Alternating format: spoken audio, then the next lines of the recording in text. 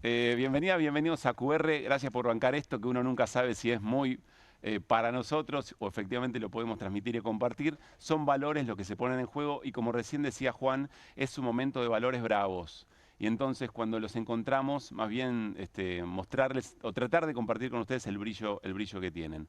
Arrancamos QR de viernes hasta las 12 en vivo por Bravo TV. Y déjenme decirles otra vez, hoy es un programa para sentarnos a escuchar. Yo como privilegiado protagonista de algunas voces que vamos a compartir en un ratito nada más. Enseguida les voy a contar, pero ya, casi ya, hablamos con Hugo Yasky, secretario general de la CTA. Viene Oscar Laborde. Oscar, además de haber sido fundador del Frente Grande allá por mediados de la década del 90, fue presidente del Parlasur, embajador en Venezuela, y tenemos ganas de preguntarle a Oscar a ver que nos explique un poquito en qué mundo andamos. Porque no es solamente que pasan cosas muy por fuera de los límites, sino que es como que convivimos como si eso no estuviera pasando. Y ahí la mirada de la dirigencia, que tiene ya muchas décadas encima de trabajo, de compromiso, me parece que nos viene muy bien. Y sobre todo nos viene bien a quienes tenemos ganas de escuchar y que sentimos que todavía nos faltan algunas herramientas para poder compartir qué es lo que está pasando. Ahora les cuento un poquito más del programa que se nos viene, pero déjenme decirles que estamos cerrando una semana que tiene por lo menos tres características interesantes para pensar un poco el futuro.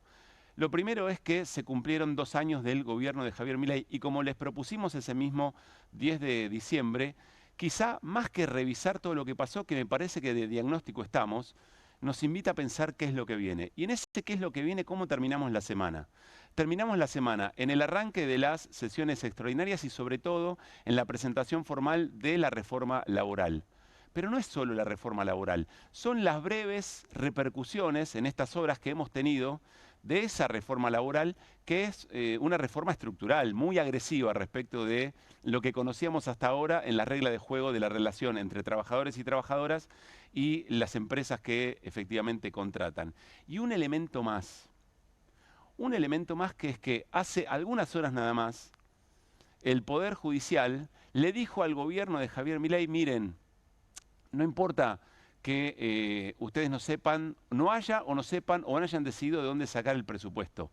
Se tiene que cumplir, es una orden del Poder Judicial, tienen que cumplir y poner en vigencia la ley de emergencia en discapacidad. Lo vamos a hablar en un ratito con Irina Hauser, pero no es menor. ¿Saben por qué? Porque el gobierno respondió casi de volea que bueno, que igual no lo van a cumplir porque no tienen los fondos. Y entonces esto nos lleva no solamente a los próximos 2 años de Javier Milei, nos lleva a la próxima semana. Estamos cerrando una semana en la que casi que logramos entender que la semana que comienza es una semana muy importante. ¿Para qué? Me parece que es una semana en la que vamos a tratar de a entender un poco mejor en qué momento estamos sobre lo que va ocurriendo a nuestro alrededor y sobre todo cuál es la capacidad o cuál es el límite de nosotros mismos, de nuestra comunidad, de la sociedad, para poder establecer lo aceptable y lo no aceptable. La semana que viene comienzan efectivamente las sesiones extraordinarias y vamos a observar qué hace el Congreso, cómo se posicionan diputados y diputadas, senadores y senadoras respecto de la reforma laboral. No sé si prestaron atención, lo decía Julián Romero hace un ratito, que no hay mucha nota de poroteo. Ya empieza la semana que viene el ejercicio en el Congreso y no hay mucho poroteo, porque no tenemos mucha idea de qué piensan legisladores y legisladoras, más allá, ustedes dirán, bueno, sobre todo, en función de qué es lo que vienen a representar desde el momento en que fueron votados, y no tenemos mucha idea de qué puede pasar. Porque hay una convocatoria de la CGT, una movilización para el próximo jueves, va a acompañar, por supuesto, la CTA, pero no sabemos muy bien de qué músculo va a estar hecha esa movilización. Hay que observar qué moviliza, quién moviliza, si es efectivamente un camino hacia el paro o es casi una reacción que no podía dejar de tener la CGT. Es decir, todavía no tenemos muy en claro, no nos animamos a arriesgar, che, se va a pudrir todo en la calle, a la altura de las transformaciones que plantea la ley de reforma laboral. Y tampoco sabemos muy bien qué es lo que va pasando a nuestro alrededor. Nos sentamos a conversar en una mesa y no tenemos mucha idea de qué es aceptable y qué no. O dónde trazamos los límites de los cambios que nos propone efectivamente el gobierno. Miren, les voy a poner dos ejemplos de lo que estamos hablando. Primero, el gobierno reconoce esto. no sabe en un momento de duda, de zozobra, de valores o de convicciones que están ahí revisándose. Y entonces avanzan con todo. No solamente avanzan en lo que hace, sino que si ustedes escuchan con atención toda la narrativa del gobierno, permanentemente, aún antes de la elección, desde el verbo, desde el decir, parecía que cuanto más se animaran a faltarle el respeto a una enorme cantidad de consensos que nos costó muchísimo conseguir, más acumulaba políticamente. Y entonces aparece Patricia Bullrich en un Zoom y del PAMI, dice esto. Cuando vos tenés todas personas grandes en un seguro de salud, no es un seguro, es un gasto brutal, acumulado. Entonces, ¿qué pasó? De golpe a uno se le ocurrió hacer el PAMI, a Manrique, se le ocurrió hacer el PAMI, y nunca nadie lo desarmó. Es mucho más barato si vos le das el aporte que hoy pagan, se lo das al sindicato, que además se saca de encima a los afiliados a los 60 o 65 años, de acuerdo a la edad que se jubilen. Se lo saca de encima y no lo tienen nunca más. En cambio, es mucho más barato darle ese aporte en vez de tener un PAMI que además de que no tiene una atención demasiado buena y es tan grande que nunca nadie lo puede terminar de arreglar, pero además, conceptualmente, es un error el PAMI. ¿Entiendes? Porque es como. Sí, le sacaste el sindicato. Como que tenés una Patricia, compañía de ¿está en estudio seguro. eso? Y tenés una compañía de seguro donde todos los autos chocan. Es muy interesante porque venía explicando Patricia Bullrich por qué había que sacar del medio a los sindicatos y directamente el aporte que vaya para trabajadores y trabajadoras. En un momento dice, es un error conceptual el PAMI. El resto de Economía de Quincho, abrazo a mi amigo Jorge Giacobbe, empieza como a hablar de otra cosa, pero ella tenía ganas de decir dar otra definición. Dice, el PAMI es un error porque es un seguro para autos que chocan siempre. ¿De qué está hablando? Está hablando de jubilados y jubiladas, de personas mayores que, por supuesto, en el momento en el que se encuentran de su vida, necesitan una atención médica mucho más frecuente. Patricia Bullrich está viendo que el negocio del PAMI no funciona. No sobre el rol del Estado de darle protección a todos aquellos que laburaron toda su vida y que llega un momento en el que por supuesto tiene que haber una devolución. Bueno, uno dirá, con estos niveles de jubilaciones, ¿qué ibas a esperar? Sí, pero quiero volver a lo que les estaba proponiendo.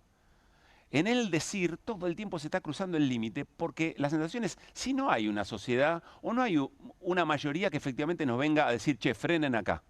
Acá, y en esa semana estamos entrando, en ese tiempo estamos entrando. Sobre todo muy concreto en el tratamiento en el Congreso y en la calle, Palacio y calle, de esta reforma laboral. Pero pasa otra cosa más, si ustedes quieren, del otro lado del espectro ideológico. Quiero que compartamos una reflexión que pesqué en la red social X de Nahuel Nicolás. Es un militante peronista, es politólogo, participa, es investigador del CONICET, participa en un stream que se llama Vino al Desarrollo o algo por el estilo. Muy buenas referencias de Guido Bambini, que en el marco de la discusión política y con mucha honestidad hace este planteo. Compartámoslo juntos. Dice Nahuel Nicolás, hay que partir de objetivos realistas. La reforma laboral se va a aprobar. El objetivo del peronismo y la CGT tiene que ser dar la discusión, proteger los mayores derechos posibles y mejorar la ley. El resto se judicializará. Milei ganó no solo una, sino 2 veces. Acá hay un mensaje con el que yo no tengo intención de pelearme ahora, solo diría, pará, no está aprobada. El sentido de la política eventualmente es ir a la discusión. Y la política hace posible todo aquello que en una teoría, en un papel o en una Excel te puede cuadrar, pero después cuando lo llevas a la vida, a la política, y ahí 2 más 2 puede ser 4. En los papeles, pero por ahí te da 3 o por ahí te da 5. Y eso lo hace la política y eso es lo interesante que tiene. No porque piensa no porque piensa cosas irreales, sino porque vuelve posible en función de la voluntad política de quienes quieren transformar las cosas. Voy hablando y se me van ocurriendo cosas. El gobierno lo entendió perfecto. Porque si al gobierno le decían, o si a toda la sociedad argentina le decían que Milei iba a ganar la elección, que Milei iba a transformar todo lo que transformó, nadie creía que eso era posible. Milei lo creyó posible y lo hizo. Y lo hizo con el Congreso, no sin el Congreso. Entonces, ya de movida, que la ley se vaya a aprobar es para discutir. Pero voy un poquito más allá. Hay una lectura de la correlación de fuerzas, hay una lectura del espíritu del momento, hay una lectura del aura de quienes tienen que ponerle límites a la avanzada de Milei. Y el referente, el politólogo Nahuel Nicolás dice, che, leamos lo que hay que leer. Tenemos que ir a negociar a la baja, tenemos que tratar de zafar lo que sea menos horrible. Y bueno, y el resto, entendamos que Milei ganó 2 elecciones. Y a mí se me vino inmediatamente esta figura tan emblemática de nuestra cultura popular. Inodoro Pereira y su querido Mendieta. Negociemos, don Inodoro. Pareciera ser, ¿no?, como el espíritu de algunos sectores de la política en este momento. Vamos a negociar. No vayamos a dar la pelea por todas las cosas que nos hicieron ser quienes somos, que nos dieron nuestra identidad política y nuestra vocación para transformar. Negociemos.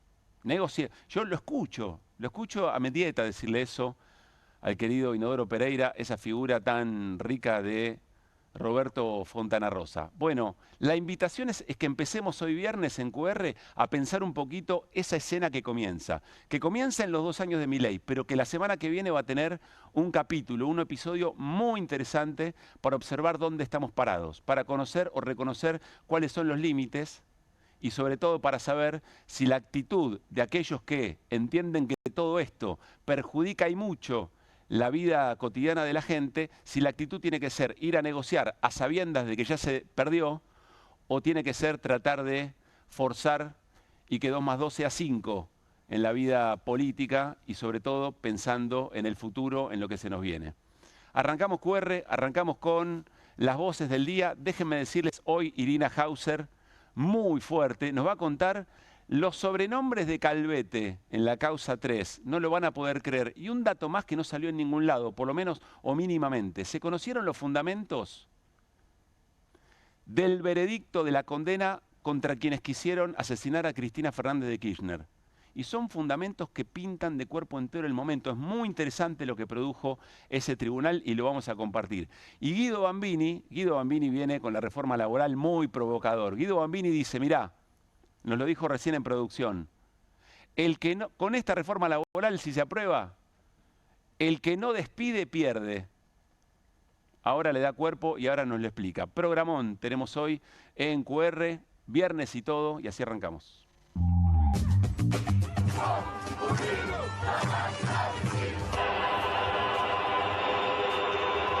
Condenamos de manera absoluta la injerencia del presidente de los Estados Unidos alterando el libre ejercicio del sufragio. Eu falei ao Trump, nós não queremos guerra na América Latina. Nós somos uma zona de paz. Cumpliendo y haciendo cumplir, en cuanto vos dependa, la Constitución de la Nación Argentina. Sí, juro. Nos casamos con cura, pero no hubo registro civil porque lo nuestro no es con el Estado. Solo es comparable por su magnitud por la reforma que hizo la dictadura en 1976. Nunca desde entonces hasta ahora hubo una reforma tan profunda. Porque no es la primera reforma laboral de Milei. Hace 1 año y medio se sancionó la ley Bases que quitó las multas por el empleo no registrado. Dijeron que con eso la gente iba a registrar. Mentira, se perdieron 250.000 puestos de trabajo y cerraron 19.000 pymes. Estamos muy mal. La macro está bien y la micro todavía le falta. Yo le digo, no es la micro, es la economía real. Nada de lo que está en esta ley laboral va a generar empleo. Si vos aplicás esta ley, mañana sale, en marzo vas a tener 300.000 despidos. La estamos pasando mal, pero vamos en el camino correcto. Todos los recortes que el presidente ha hecho se van a ver después. Desde ya se están viendo los F-16. Gramsci lo llamó la hegemonía cultural. El poder más eficaz es aquel que te convence de que su visión del mundo es la única posible, la que te hace creer que estas ideas son todas tuyas. La ley laboral dice que vos las vacaciones las que tenés que tomar en un periodo muy particular del año. Hoy la gente pide una cosa totalmente diferente, una cosa muy flexible. Te podés tomar una semana un día, te podés tomar otra semana otro día. Es el derecho del tiempo nuestro, del tiempo propio. No te lo pueden fraccionar. Son los tiempos que corren, en donde los que tienen dominan a los que trabajamos para tener. Y hay 500.000 personas trabajando en plataforma. Ahora, ¿qué quieren? no quieren ser empleados dependientes de nadie. Una reforma laboral que lo que quiere es legalizar la esclavitud que hoy ya vivimos los repartidores. Trabajamos a destajo, como en el siglo XIX. Reclamando por nuestro salario, por las condiciones de vida de nuestras familias. Compañeros, ¿este lunes paramos? ¡Sí! Y espero que la CGT se ponga a trabajar como corresponde y que el pueblo todo salga a la calle como corresponde también. Si no, esto no lo para nadie.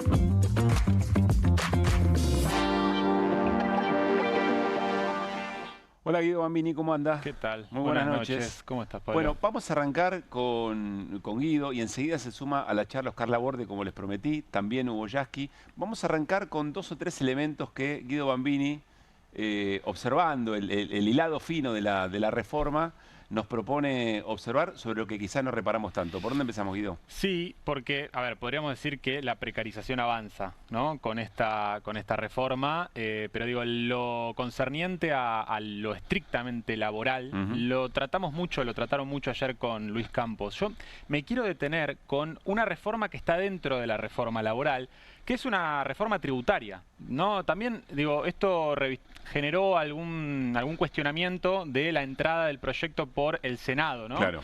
Bueno, tenemos unas placas para repasar. Porque las reglas de juego dicen que si hay cierto tipo de modificaciones, la Cámara de Ingresos es la de diputados y diputadas. Claro, modificaciones tributarias a impuestos debería haber ingresado por la Cámara de Diputados. Pero al final del articulado de esta reforma laboral aparecen algunos artículos vinculados a modificaciones en el impuesto a las ganancias, al impuesto al valor agregado y eliminación de algunos impuestos internos. Vamos a ver las placas para que les pueda contar. Bueno, esto básicamente es a partir de la reducción del impuesto a las ganancias. No sé si, Juli, tenemos la primera de las otras, en donde muestro el articulado. Esta es la consecuencia. Acá tenemos la primera, en donde, bueno, es bastante texto, pero me detengo en algunas cosas. Por ejemplo, se exime a las ganancias derivadas de alquiler de inmuebles con destino a casas, habitación y el resultado derivado de la enajenación de inmuebles y las transferencias de derechos sobre inmuebles. Ahora esa alícuota del impuesto a las ganancias está en 15%. También eximen en el primer apartado inversiones, ¿no?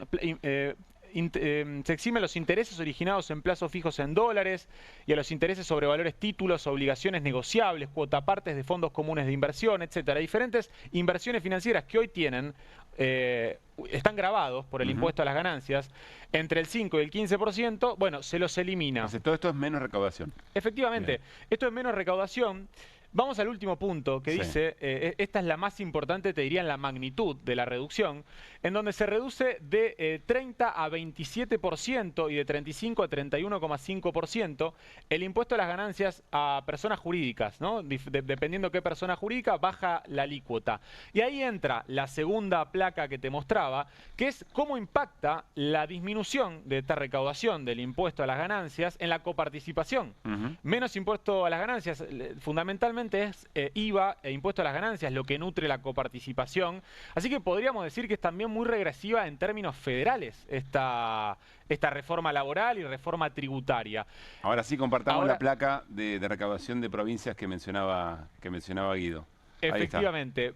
Quedémonos no con Buenos Aires, pero están los datos hechos para todas las provincias. Es 450.000 millones de pesos menos que dejaría de percibir a partir del año que viene la provincia de Buenos Aires si efectivamente se convierte ley esta rebaja en ganancias de esta reforma tributaria. Son 300 millones de dólares.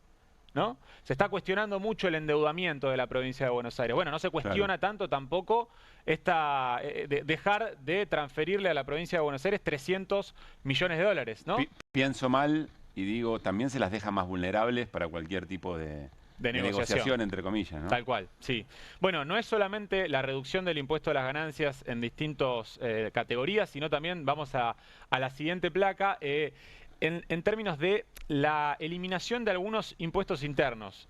Y ahí uno se preguntará, bueno, el gobierno dijo que venía a reducir impuestos, a eliminar impuestos. Bueno, habría que preguntarse, ¿esto será pro rico, esta eliminación de impuestos internos, o será pro pueblo, ¿no? ¿O será pro ciudadanía? Bueno, Nos encontramos con que no. Fíjense los impuestos internos que se eliminan a objetos suntuarios, autos, embarcaciones, aeronaves. Bueno, impuestos de lujo, en definitiva, son los que dentro de esta reforma tributaria, que es como una mamushka, que tiene una reforma tributaria dentro de una reforma laboral. Voy a algo que dice siempre Carlos Heller sobre esto, y es cuando explicaban los argumentos del aporte solidario a las grandes fortunas. Digamos, nadie que tenga un barco o un avión, eventualmente, o cualquier objeto suntuario, va a tener que vender ese avión o ese barco por tener que pagar efectivamente impuestos. De hecho, no es algo nuevo, se le está sacando y ya lo tenía. Se trata o es la herramienta política para tratar de igualar un poco la cosa, para sumar más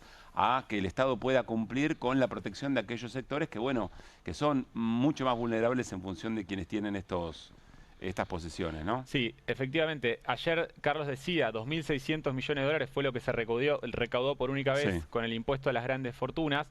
Me da el pie para pasar a contarles la placa siguiente, que en conjunto, las dos placas que vamos a ver, básicamente son las transferencias del trabajo al capital que impone esta reforma, que dan cuenta de 2.679 millones de dólares, más o menos. La misma cifra. El mismo número, es impresionante. Lo primero que vemos es la disminución que hace de los aportes patronales a las obras sociales. Se reduce en un punto de 6 a 5% las contribuciones patronales a las obras sociales sindicales, y esto redunda en un ahorro patronal de alrededor de 679 millones de dólares. Estamos hablando de 0,1 puntos del PBI. Eso por un lado, 679 millones. ¿No? Sí, son estimaciones anuales.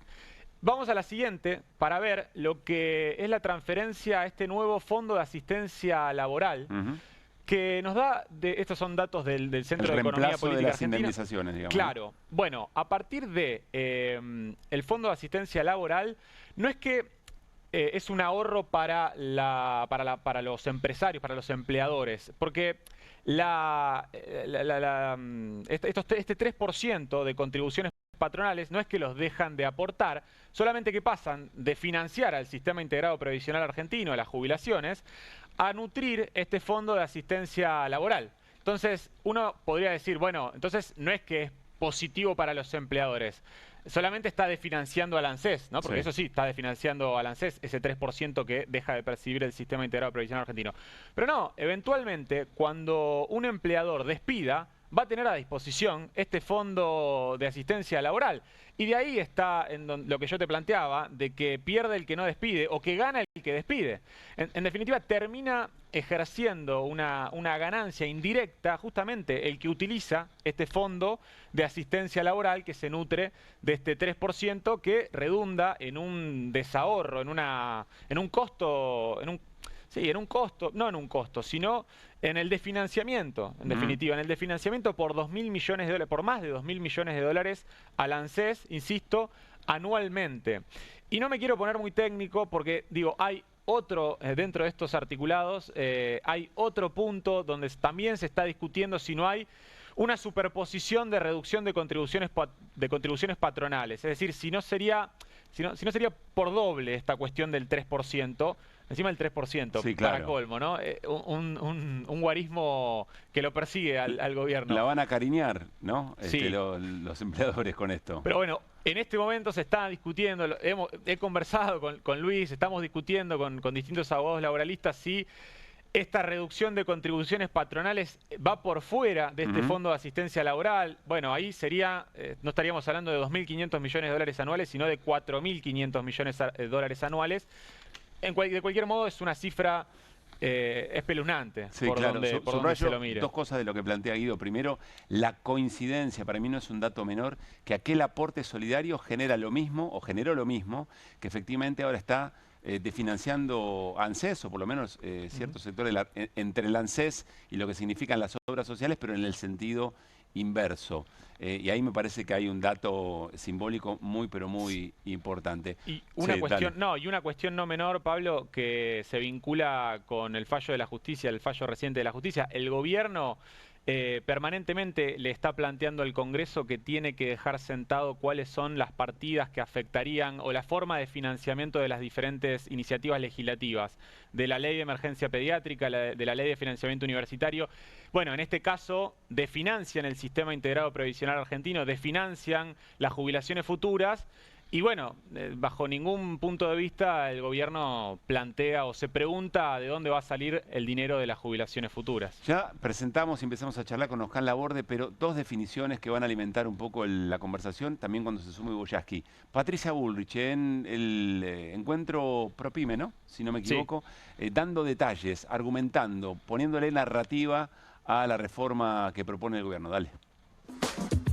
Hemos armado un sistema que a los jóvenes les gusta mucho, que es el banco de hora voluntario. El banco de hora es, bueno, mira, yo quiero trabajar de lunes a jueves, no quiero ir los viernes, o los viernes me tomo mediodía, me voy a la mitad del día. Bueno, los lunes trabajo 12 horas, tenés que tener X de descanso, por supuesto. El martes trabajo 12 horas, me quedan, tengo 4 y 4 de más, y me los tomo el viernes y el viernes no trabajo. Es decir, que puedo mover las horas de acuerdo a un acuerdo, por supuesto, es decir, hay líneas continuas que esto no lo van a poder hacer, pero hay otros que van a poder trabajar de esta manera. Hay una aclaración por el tiempo, no, con descanso, por supuesto. No tenemos muy en claro si Patricia Bullrich tiene la letra fina de eso. Pero después hay otra cosa muy interesante que dice, bueno, todo esto, por supuesto, en acuerdo con la patronal. Que ahí radica un poco la esencia de toda esta cuestión. No es un acuerdo entre iguales o entre pares, es un acuerdo en una diferencia de poder muy importante. Esa es la razón de ser de los derechos laborales y la razón de ser del Estado. Bueno, ¿y tenemos otro también de Bullrich? Dale, a ver. Un marco claro para las plataformas y los Uber o cualquiera de las empresas. Esto es importante porque en la Argentina hoy hay 500.000 personas trabajando en Uber y hay 500.000 personas trabajando en plataformas. Ahora, ¿qué quieren? No quieren ser empleados dependientes de nadie. Quieren ser monotributistas. Eso es lo que quieren.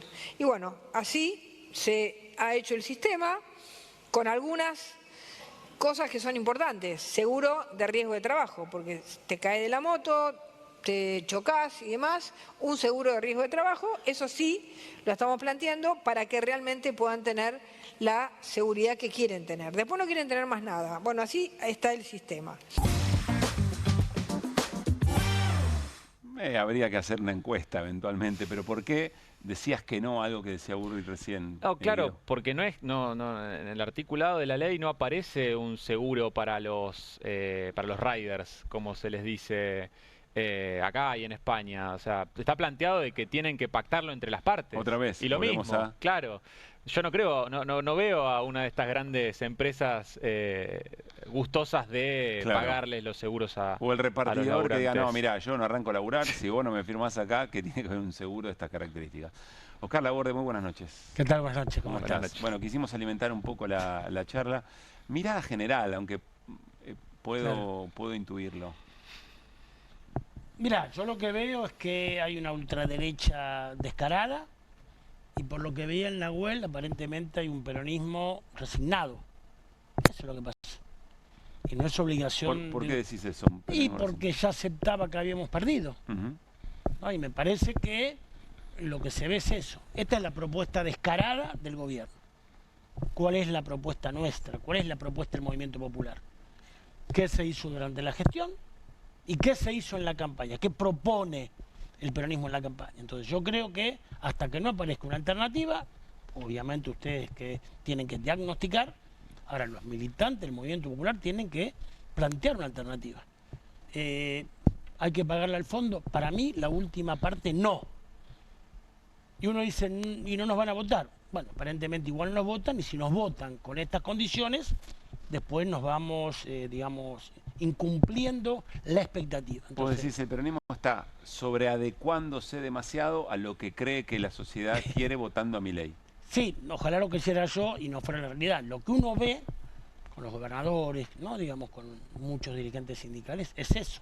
Es aceptar de que vino este momento y no plantarse para resistirlo o hacer una alternativa, ¿no? Porque yo voy a ser brutal, si se me permite. Mucha gente cree que nosotros somos peores que Milei, y por eso lo votó a él. Y uno diría, no, no puede ser. Sí, cree, no digo que lo seamos, pero cree eso. Entonces tiene que armarse una fuerza, con unidad por supuesto, pero con una propuesta alternativa. ¿Qué pasa en Argentina? ¿Qué pasa en América Latina? Y hay una ultraderecha decidida, que va a fondo, y hay una izquierda complaciente. Entonces la moderación está matando al peronismo, Oscar, quiero y a la centroizquierda. que sigas ahondando en eso, pero no sin antes escucharlo a Federico Sturzenegger, porque Sturzenegger, y de la misma manera que pasa en Portugal, ayer lo comentamos, huelga general, millones de personas en las calles después de 12 años, 2 centrales sindicales, por una reforma laboral muy parecida a esta, pero que también dice, argumenta que hay nuevas generaciones que, como recién decía Bullrich, quieren otra cosa, no les interesa, no piden relación en dependencia, no piden derecho, quieren ser tributistas y libertad. También lo decía Federico Sturzenegger hoy, miren. Los jóvenes también demandan formas laborales, modalidades laborales totalmente diferentes, ¿no? Así que seguimos con leyes laborales de hace 50 años, en un mundo que ha cambiado totalmente. Si me permitiste, lo ilustro con un ejemplo que me parece que creo que se puede entender muy bien. O sea, la ley laboral, por eso nosotros hablamos de modernización laboral, ¿no? La ley laboral dice que vos las vacaciones te las que tenés que tomar en un periodo muy particular del año, ¿no? Que es el periodo de verano. Yo me acuerdo que yo tenía 10 años, bueno, no sé, íbamos en enero, nos íbamos de vacaciones. Hoy la gente, pide una cosa totalmente diferente, una cosa muy flexible. Te puedes tomar una semana un día, te puedes tomar otra semana otro día. Y entonces me parece que permitir ese tipo de flexibilizaciones en beneficio del trabajador es un poco lo que también está reclamando, ¿no? Sobre todo los jóvenes. Bueno, ojalá coincidan con el periodo de vacaciones de nuestros pibes, ¿no? Y que podamos tomarnos las vacaciones en ese periodo. La verdad, amamos el mar en verano, pero bueno, podemos probarlo en invierno eventualmente también, Guido, ¿no? Sí, no solo eso, Pablo, sino que el ministro de Regulación plantea insistentemente de que esto es un proyecto de modernización. Le han puesto proyecto de modernización laboral. Un proyecto de modernización que deja fuera la ley de teletrabajo, ¿no? Sí. Un nuevo formato laboral. Y que no contempla dentro de la ley de contrato de trabajo expresamente a los trabajadores de plataforma. O sea, el artículo 2 de la reforma laboral plantea expresamente que por fuera de la ley de contrato de trabajo deja ¿Y eso a qué significa? los... Bueno, que no los entiende como nuevos trabajadores. O sea, efectivamente, claro, efectivamente viene a consolidar su posición de monotributistas y no mejora ni un ápice en términos de derechos el estado general de trabajo de los repartidores, muy a contramano de lo que ha hecho el mundo, de lo que ha hecho la Unión Europea. Yo decía Rider y en España porque leí parte de la normativa de la Unión Europea que plantea o que les da ciertos derechos y se la conoce como ley Rider en España. ¿Qué observaba mientras escuchabas a Sturzenegger, Oscar? No, si no se ponen de acuerdo las partes, ¿quién decide? ¿No? Decía Patricia Burri, decía Sturzenegger. Claro, tienen que acordar las partes. Ahora, por ejemplo, en las vacaciones, ¿no? Claro. Dice la patronal, tomátela en diciembre. No, la verdad preferiría en enero o en febrero. Claro, entonces no hay acuerdo. ¿Quién decide? Porque dice, no, bueno, hay gente que le gustaría trabajar tantas horas. Ahora, ¿tiene autonomía el trabajador para elegir y obligar al patrón a que le dé las vacaciones cuando él quiere? O si hay disputa, decide finalmente el patrón. En el articulado es evidente. Claro. El que decide finalmente la patronal. Pero te pregunto por eso que yo mencionaba, es como si se arrogaran la capacidad de interpretar qué es lo que las nuevas generaciones de laburantes quieren y desean.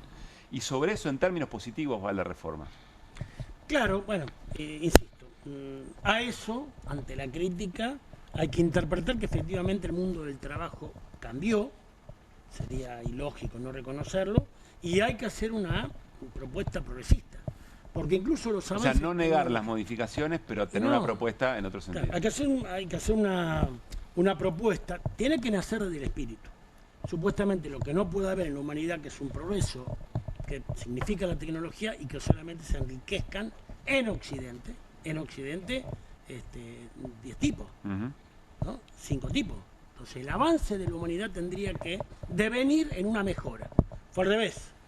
Mira, una concentración económica donde el 1% en Estados Unidos tiene por primera vez la riqueza del 50%, ¿no? Y en el caso de los jóvenes hay que comprenderlo, pero no puede empeorarse la situación por el cambio. Entonces hay una capciosidad evidente. Acá dice el amigo, las cifras coinciden, pero es la famosa transferencia de recursos. Claro. Nunca mejor ejemplificada con esto. Antes estaba el ingreso por acá y ahora va a estar por acá. Nada se pierde, todo se transfiere, dice Juan Carlos Junio siempre. Quiero sumar a la charla a Hugo Yasky, secretario general de la CTA. Hugo, ¿cómo te va? Pablo Caruso, todo el equipo de QR y está Oscar Laborde también con nosotros. Buenas noches. Un saludo para todos, para vos, para Oscar, para el equipo. Gracias, Hugo. A ver, ¿cómo te imaginás? Creo que estuviste escuchando parte de la charla, pero ¿cómo te imaginás la semana que viene? Porque vamos a poner a prueba la semana que viene, lo decíamos en el comienzo del programa, cuáles son los límites que establece la sociedad frente a esta avanzada muy bien simbolizada en la reforma laboral del gobierno, Hugo. No, yo creo que la semana que viene va a haber una gran movilización convocada por la CGT, las 2 CTA, todos los movimientos sociales. Va a ser una movilización que se va a sentir en todo el país. No tengo dudas de que va a ser multisectorial también, por participar todos los movimientos sociales y una enorme constelación de organizaciones del empresariado PYME. Porque hay que decirle a yo lo escuchaba recién, a este personaje tan cínico, que usan a las pymes para justificar una reforma laboral que fue hecha en los bufetes de 5 grandes empresas de la Argentina. ¿Eso es efectivamente así o es tu intuición? Eso es así. Hay 5 grandes bufetes que atienden empresas de la Argentina que fueron tirando a baldazos artículos. Algunos copia y pegue de la ley Banelco, otros los inventaron por el camino.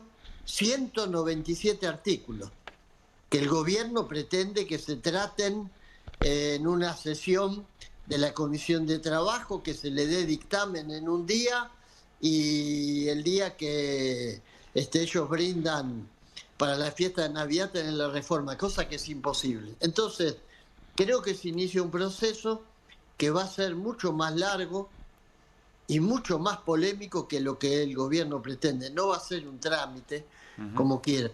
Y va a estar, te diría, en el contexto de una gran movilización. Porque esta reforma laboral ni crea empleo, ni resuelve el trabajo en negro, ni resuelve el tema de los trabajadores de delivery. Es tan absurda que en el artículo que se refiere a los trabajadores de delivery de plataformas digitales, los define como trabajadores independientes. ¿Qué quiere decir eso? ¿O por qué la objeción? Porque lo define como lo que hoy son. Son víctimas de una explotación que ni siquiera tiene una patronal que se haga cargo el día que tienen un accidente y quedan tirados en la calle de las consecuencias. Hacer una ley para decir lo que ya son trabajadores de los que nadie se hace cargo es una tomada de pelo. Hoy en Europa, en toda Europa, a partir de enero del 2026, todos los trabajadores de plataformas digitales son considerados trabajadores con una relación de dependencia.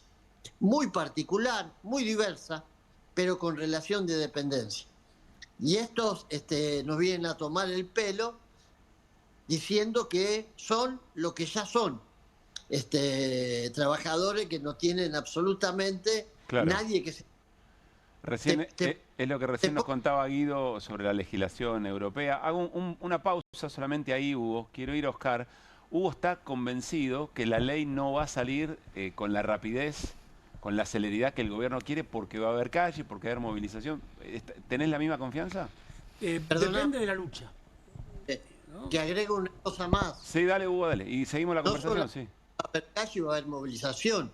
Va a haber senadores y diputados que no son de nuestro bloque, que no van a aceptar ser llevados como un rebaño a los rebencazos, como quiere Patricia Bullrich y este personaje Sturzenegger.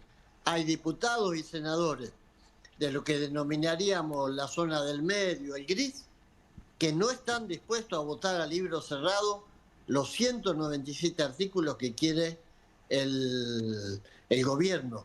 Esto le va a imprimir un trámite distinto al debate de la ley que pretende el oficialismo. Oscar, vuelvo, ¿tenés la misma...? Es una disputa. Adelantar el resultado sería aventurado. Depende cómo será la movilización. Depende el plan de lucha que luego del 18 haga la CGT y las dos CTA. Tiene que ver el respaldo de la sociedad. Es una medida de fuerzas. Hay una correlación.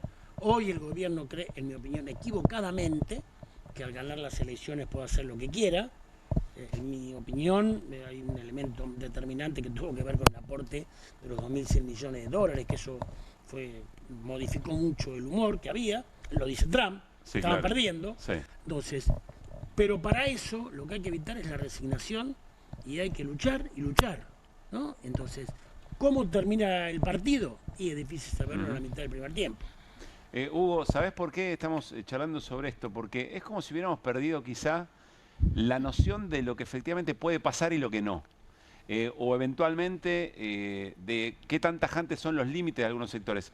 Te lo voy a preguntar más concretamente en lo siguiente. ¿Es una posición que va a negociar y entonces hay una parte de estos artículos que por ahí pasan porque se logra sacar lo más horrible, lo más feo? ¿O vos creés que es por sí o por no medio a libro cerrado? No, yo creo que ningún legislador va a discutir a libro cerrado, salvo los que ya van con la mano levantada de la casa ese día, que son los del oficialismo. ¿Pero hay algo rescatable entonces del proyecto? La verdad, de los 197 artículos no hay uno que sea rescatable. Te puedo enumerar rápidamente. Elimina las 2/3 partes de los cuerpos delegados de la Argentina. Bajan los salarios porque los convenios colectivos se van a discutir a la baja. Establece el modelo chileno de negociación por empresa. Elimina el derecho de huelga. Permite los despidos gratis. Permite los despidos gratis que se van a pagar con los fondos de los jubilados. Le da a las patronales imperio sobre la vida de los trabajadores. Las vacaciones van a ser cuando ellos decidan. Desaparecen las horas extras porque hay un banco de horas y vos vas a tener que acomodar tu vida a lo que la patronal te plantee. Y te podría seguir enumerando. La otra gran pregunta es, con todas estas medidas, ¿va a haber más empleo? ¿Va a haber más trabajo registrado? ¿Alguien puede ser tan inocente de pensar que entregándole el botín de lo poco que queda en pie de la justicia social a estos grupos empresarios, eso va a generar resurgimiento de las pymes? Hoy lo decía claramente Julián Moreno, un representante de las pymes histórico. Las pymes necesitan acceso al crédito. Las pymes necesitan que haya mercado interno, que la gente tenga plata en el bolsillo. Las pymes necesitamos, decía Julián Moreno, algún tipo de protección frente a esta andanada de artículos importados que entra a la Argentina. Ninguno de esos temas se resuelve negreando ni bajándole derecho a los trabajadores. Y digamos otra cosa, esta ley termina sí o sí judicializándose porque viola el 14 bis, viola el artículo 75 que habla de la progresividad de las leyes. Es probable que alguien diga, bueno, pero entonces el gobierno que ganó, ¿cómo hace para modificar las leyes laborales? Y tiene dos caminos. Si piensa desconocer el 14 bis, si piensa desconocer el derecho a la libertad sindical, si piensa pasar por arriba de todos los convenios que firmó la Argentina con la OIT, que tiene rango constitucional, lo puede hacer, tiene que reformar la Constitución. Pero si no, va derecho a la justicia, como fue el DNU, que entre otras cosas, digamos, vuelve a reeditarse en esta ley, ahí todos los artículos refieren a ese DNU que ya fue declarado inconstitucional. Hugo, ¿tienen preguntas? Y Oscar también, Guido, Irina. Guido. Sí, Hugo, con esto último que decías, DNU, ley bases, el gobierno parecería, digo, ya hizo una reforma laboral, ¿no? Régimen de colaboradores, fondo de cese laboral, blanqueo laboral. A 2 años de Milei, ¿qué balance se hace de esa reforma laboral y qué puede cambiar con esta nueva reforma laboral? Y fíjate, 350.000 despedidos. ¿Cuántas pymes cayeron en este periodo? Más de 18.000 pymes que desaparecieron. Y el incremento más grande de la desaparición de pymes fue en estos últimos 2 años, en los que vos hiciste muy bien en señalar, ya estaba flexibilizado al máximo la relación de empleo para la pequeña empresa. Porque si bien el DNU fue declarado inconstitucional, la ley bases está vigente y hace 2 años que los patronales pueden declararse independientes y tener colaboradores, no pagarían absolutamente nada. Hace 2 años que no pagan ninguna, que no tienen sanción por retener aportes. Hace 2 años que no tienen sanción por fraude laboral, es decir, las tienen todas, supuestamente, pero las pymes no sobreviven no porque no tengan la posibilidad de tomar más empleados. Las pymes no sobreviven porque no respiran oxígeno en un país que no les da crédito, que no las protege y que además no les ofrece un mercado. Oscar, ¿querés sumar algo a esto? No, que hay una coherencia del modelo que vino a imponer Milei y sobre todo los grupos económicos, y cada medida que vemos, tributaria, laboral, tiene que ver con eso. Quiere cristalizar la idea de que los ricos tienen que ganar más, que la clase media tiene que aceptar un empobrecimiento natural y que los pobres tienen que resignarse, ¿no? Entonces hay que evitarlo, insisto, resistiendo ahora y con propuestas alternativas. Yo creo que el gobierno se confunde mucho si cree que esta victoria legislativa a 2 años le permite hacer cualquier cosa, ¿no? Me da la impresión de que se abre ahora un momento de lucha, de resistencia y confrontación, donde en paralelo lo que hay que ofrecer es qué hay que hacer. Irina. ¿Qué tal, Hugo? Buenas noches. Vos decías antes que ves sectores que no van a aceptar, al igual otros espacios que no van a aceptar este proyecto. ¿Qué te parece que es o sea, sé que es amplio y recién lo estabas describiendo, pero ¿dónde ves intención, si vienen teniendo diálogo, de ceder, ¿no?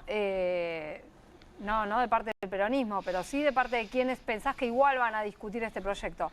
¿A qué cederían, qué negociarían y qué resistirían? Mirá,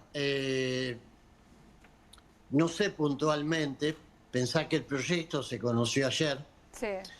Nosotros tuvimos ayer una reunión con los senadores de la Unión por la Patria. Lo que todo el mundo tiene claro es que este proyecto básicamente intenta llevar la Argentina antes del gobierno de Irigoyen, no de Perón, del gobierno de Irigoyen, antes de ese gobierno. Intenta hacer desaparecer cualquier vestigio de organización. Ellos tienen trazado un camino, lo dijo el Toto Caputo con todas las letras. Nuestro modelo es ser un Perú reforzado. Es decir, Perú tiene 80% de informalidad, una desocupación que ni siquiera la miden porque cualquiera puede ser un desocupado de un día para el otro. Tiene un país en el que la macroeconomía funciona, la burguesía es opulenta y en la inmensa mayoría del pueblo tiene trabajos de pésima calidad y de pésimo salario. Es lo que está pasando en la Argentina, hacia eso vamos. Pero para eso, para reconvertir la Argentina de un país con pyme y con industria a un país extractivo que exporte energía, minería y soja, para hacer eso tienen que desarmar al movimiento obrero, porque no va a ser un tránsito pacífico en el conurbano bonaerense, en el Gran Rosario, en el Gran Córdoba. No se va a pasar de ser un país con empleo industrial a ser un país extractivista, donde supuestamente todos los que viven en el Gran Buenos Aires van a tener que tomarse un micro en la estación de Retiro y aparecer un día pidiendo trabajo en una mina. Esa locura que tiene esta gente en la cabeza la resuelven con modificación del Código Penal, con represión y con una ley laboral que no tiene otro objetivo que desarticular absolutamente la fuerza organizada del movimiento sindical. Usan a las pymes de pretexto. Entonces, sé que hay muchos senadores, incluso senadoras también, diputados y diputadas, que no son de nuestro bloque, que no son del oficialismo, y que no quieren dejarse arrastrar ciegamente a ese punto al que lo quiere llevar el gobierno. Y esto lo vamos a empezar a ver a poco de andar en el debate. Por eso tienen tanta premura, porque ellos saben que marzo va a ser un mes conflictivo, porque van a seguir los despidos, porque va a seguir la caída del salario. Nosotros hoy estamos pidiendo, hoy ante la justicia, que el salario mínimo vital y móvil intervenga la justicia para que haya un aumento de emergencia. Nos dieron un aumento equivalente a 1,4 kilos de tapa de asado, el gobierno, junto con los empresarios que actúan en consonancia. Entonces creo que ellos saben que marzo los espera con un mes de conflictividad y no quieren llegar a ese mes discutiendo la ley. Pero estoy convencido de que va a pasar eso. Vamos a llegar a marzo discutiendo la ley. Hugo, un gran abrazo como siempre, que estés muy bien. Hasta luego, gracias. Hugo Yasky, charlando con nosotros. Vamos a aprovechar a Oscar Laborde, no solamente como un histórico dirigente del campo nacional y popular, con su actividad política aquí en la Argentina, sino en su experiencia como presidente del Parlasur, eso fue, y también como embajador en Venezuela, porque está vinculado, él lo decía, hablaba de una ofensiva global, seguramente una ofensiva regional también, de la intervención militar que ya ha ocurrido en Venezuela por parte de Estados Unidos, es decir, en nuestra región. Y para pedirle una mirada a Oscar, vamos a escuchar lo que dijo hoy Donald Trump, el presidente de los Estados Unidos, respecto de una posible, casi segura diría él, invasión por tierra en nuestra América del Sur. 96% of the drugs coming in by water. Every one of those boats you see get shot down. You just saved 25,000 American lives. But we knocked out 96% of the drugs coming in by water. And now we're starting by land. And by land is a lot easier. And that's going to start happening. And we're not going to have people destroying our youth, destroying our families. ¿En qué momento estamos, Oscar? En un momento de disputa. Evidentemente Trump dice cualquier cosa sin ninguna verificación. Las drogas entran por el Pacífico de Estados Unidos. Su pelea contra las drogas es absolutamente, digamos, mentirosa, porque si no, no hubiera indultado al expresidente de Honduras, que había sido condenado a 45 años por ser cómplice imprescindible en el ingreso de drogas a Estados Unidos. Si esas lanchas hubieran matado a 25.000 estadounidenses, 20 años de gestión de Hernández, según ellos, según la justicia norteamericana, ¿a cuántos mató? ¿A cuántos mató? Estás ridiculizando el argumento, eso es lo que, lo que estás planteando. Le pregunto, porque... y entonces, ¿por qué lo indultó? Entonces, está claro que el problema no son las drogas. El problema es, de manera más grande, se está produciendo una transformación del orden mundial donde Estados Unidos está en declive. Acaba de estar, no lo quiero extender, pero si no, no se puede entender, ha salido la nueva estrategia de seguridad nacional, que es la doctrina Monroe, con el corolario Trump, que explica que... América para los estadounidenses. Monroe, América, ¿no?, para los estadounidenses, y en este momento despreciando a Europa, no hablando de China y diciendo América es nuestra. Siendo un poco más allá, es América, es el Ártico, que será navegable, y es Groenlandia. Por eso entiende uno que esa franja, si fuera una simplificación del mapa mundi, entonces él dice, América es para nosotros. Y además dice que lo va a hacer con intervención militar, con bases, hay un plan para poner bases en toda América, perdió por suerte la consulta en Ecuador, por eso que las victorias hay que tomarlas, digamos, cuidadosamente, porque Noboa había ganado, creyó que con ese triunfo iba a arrasar, hizo 4 preguntas, 2, digamos, que aparentemente la aprobación iba a darse y todas le dijeron que no. El portaaviones que está en el Caribe es una base. Entonces, ante eso, Venezuela es una víctima. Pero no es solamente Venezuela, porque por eso Petro, el presidente de Colombia, es tan claro en oponerse a la intervención de Venezuela. Por eso Celso Amorín, Pablo, un hombre moderado, inteligente, dice que una intervención... Asesor de Lula en asuntos asesor de Lula, es canciller, un sabio, un hombre que conoce mucho de la región. Él dice, una invasión a Venezuela será un Vietnam. Y elige ese país y aquella guerra con intencionalidad. Dice que la prohibición de circunvalación aérea, por ahora es parcial, es una declaración de guerra. Lo dice Celso Amorín. Claro, si se interviene Venezuela, si se invade o si se bombardea, o si se secuestran barcos descarada, digamos, sin ninguna justificación en el Caribe, ¿qué le queda para Colombia? Porque todo el mundo sabe que Venezuela no produce, no elabora y no exporta droga. Pero Colombia sí. Entonces, si los clanes de Venezuela meritan una intervención, ¿qué pasará con Colombia?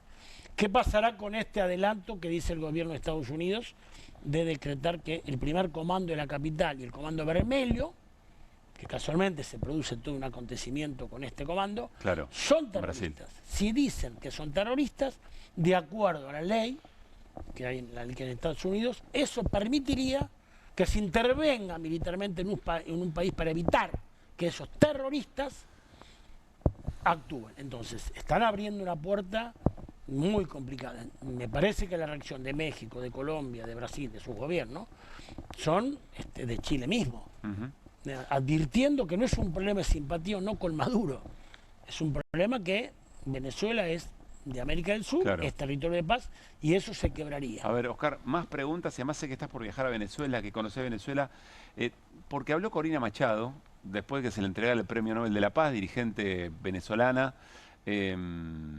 muy protegida, digamos, por el propio Donald Trump y por cierto sistema, y casi que dio una confesión. Mirá lo que dijo hoy.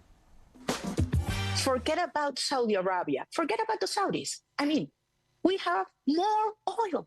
I mean, infinite potential. And we're going to open markets. We're going to kick off the government from the oil sector. We are going to privatize all our industries. Venezuela has huge resources, oil, gas, minerals, land, technology. And as you said before, we have a strategic location, ours from the United States. So we're going to do this right. We know what we have to do. And American companies are in, super strategic position to invest. This country, Venezuela, is going to be the brightest opportunity for investment of American companies, of good people that are going to make a lot of money. Es casi una confesión, Oscar. Es buena defendiendo los suyos. Los suyos no son el pueblo venezolano. En toda la intervención no habla que podría mejorar su gestión, la suerte y la vida de los venezolanos. Dice, las grandes empresas van a hacer grandes negocios. Los Estados Unidos podrá disponer geopolíticamente, quiere decir, de un lugar estratégico. Por esas declaraciones es que la oposición venezolana, la oposición a Maduro, que tiene gobernadores, que lo tiene Enrique Capriles, un hombre que enfrentó a Chávez en 2 ocasiones, que es diputado actualmente, a gobernadores de la oposición, alcaldes de la oposición, que no pueden coincidir con esto. Porque esa gente siempre fue antichavista, yo creo que odia a Maduro. Lo que no va a estar de acuerdo en una guerra civil, y mucho menos en una intervención extranjera. ¿Cómo vas a confesar de esta forma? Y vuelvo a insistir con esto, ¿no? Sí, acá los derechos humanos, la pobreza que dicen que hay en Venezuela, pareciera que a María Corina no le importa. Está hablando claramente. Es interesante que lo plantees, porque en realidad las objeciones respecto a Venezuela, que son una dictadura, que se violan los derechos humanos, etcétera, etcétera, parece haber pasado a un segundo plano. Ahora va directo hacia el petróleo. Sí, pero en el 2015, cuando sale la ley que Obama saca, digamos, que permite luego el bloqueo a Venezuela, se habla que es un peligro inminente y estratégico para los Estados Unidos. Acá no se hablaba de la droga en aquel momento.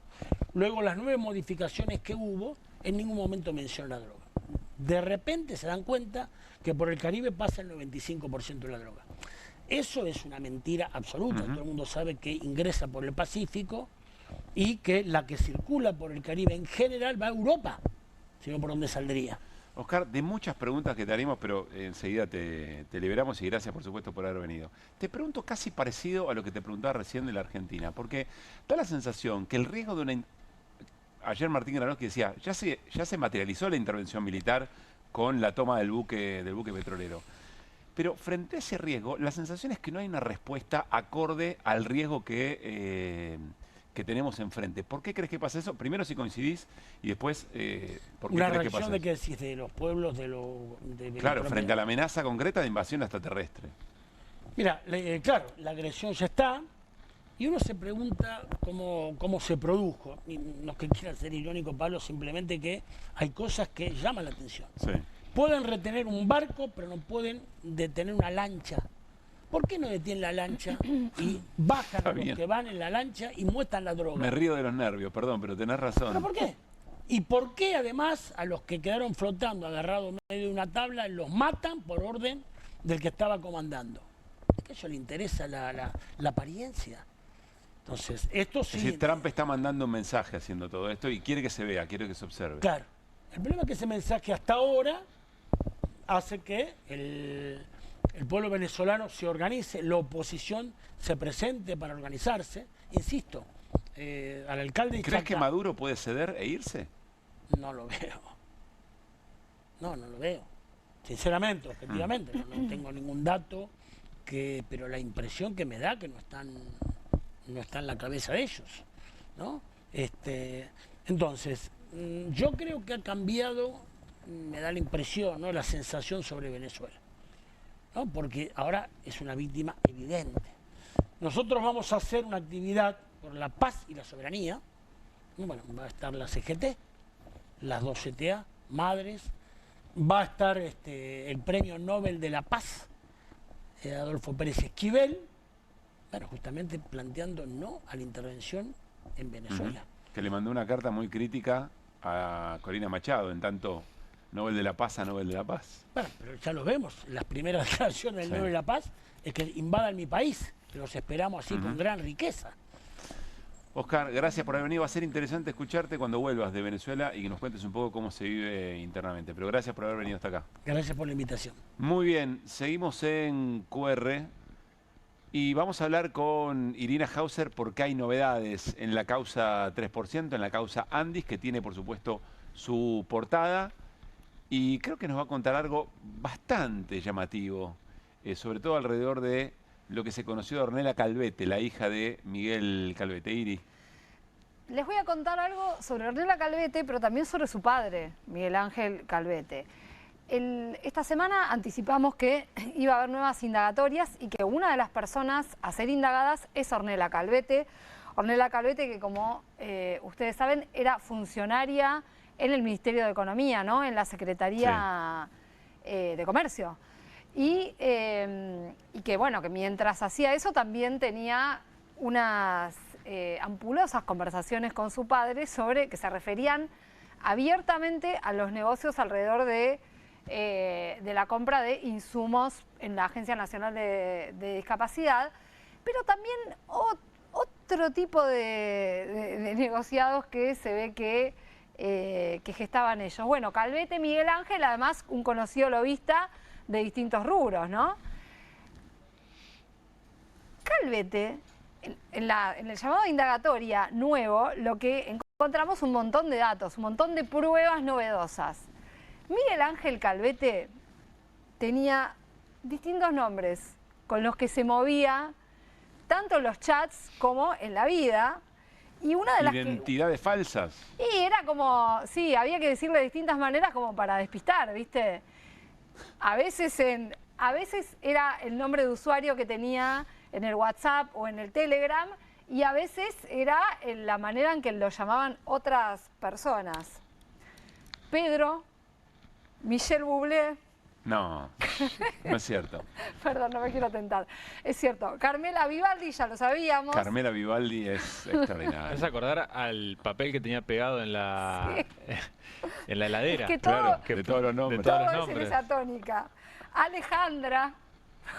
Él mismo se hacía llamar Alejandra. Guppy. Vamos a Pedro. Sí. Porque ¿quién le decía? Acordate que sos Pedro, ¿no? Bueno, esto se lo decía Ornella Calvete. Claro, son tantos nombres que el tipo se olvidaba ya cómo tenía que nombrarlo. Ornella Calvete, recordemos, en uno de los tantos chats que estuvimos repasando estos días, le decía a su padre que ella estaba hablando con el dueño de la ortopedia alemana. Sí.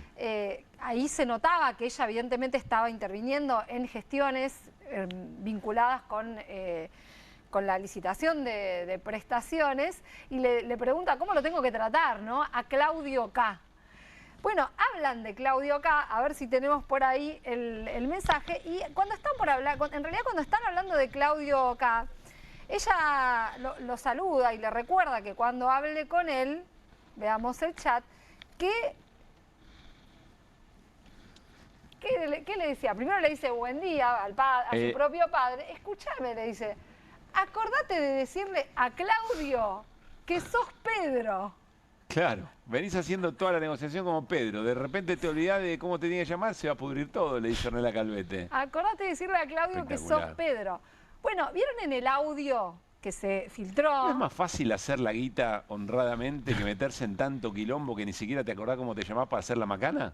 Bueno, Pregunto. pero tenés a tu hija para que te recuerde, y de hecho en el audio que se filtró ayer, sí, que justamente es uno de los audios en los que se apoya el dictamen que tenemos para escucharlo, ¿cómo le dice ella al padre? Claro, de hecho nos preguntamos en la producción, ¿quién es Pedro? ¿Con quién ¿Querés está hablando? escucharlo? Dale, claro. Escúchame, Pedro, si no me atendés, me quedo el 3%.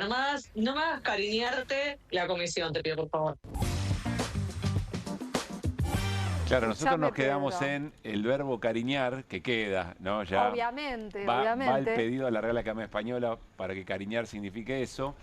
Pero vos te detuviste en Pedro, nosotros preguntamos quién es Pedro. No, es que hay mucha información en ese mensaje. Muy cortito.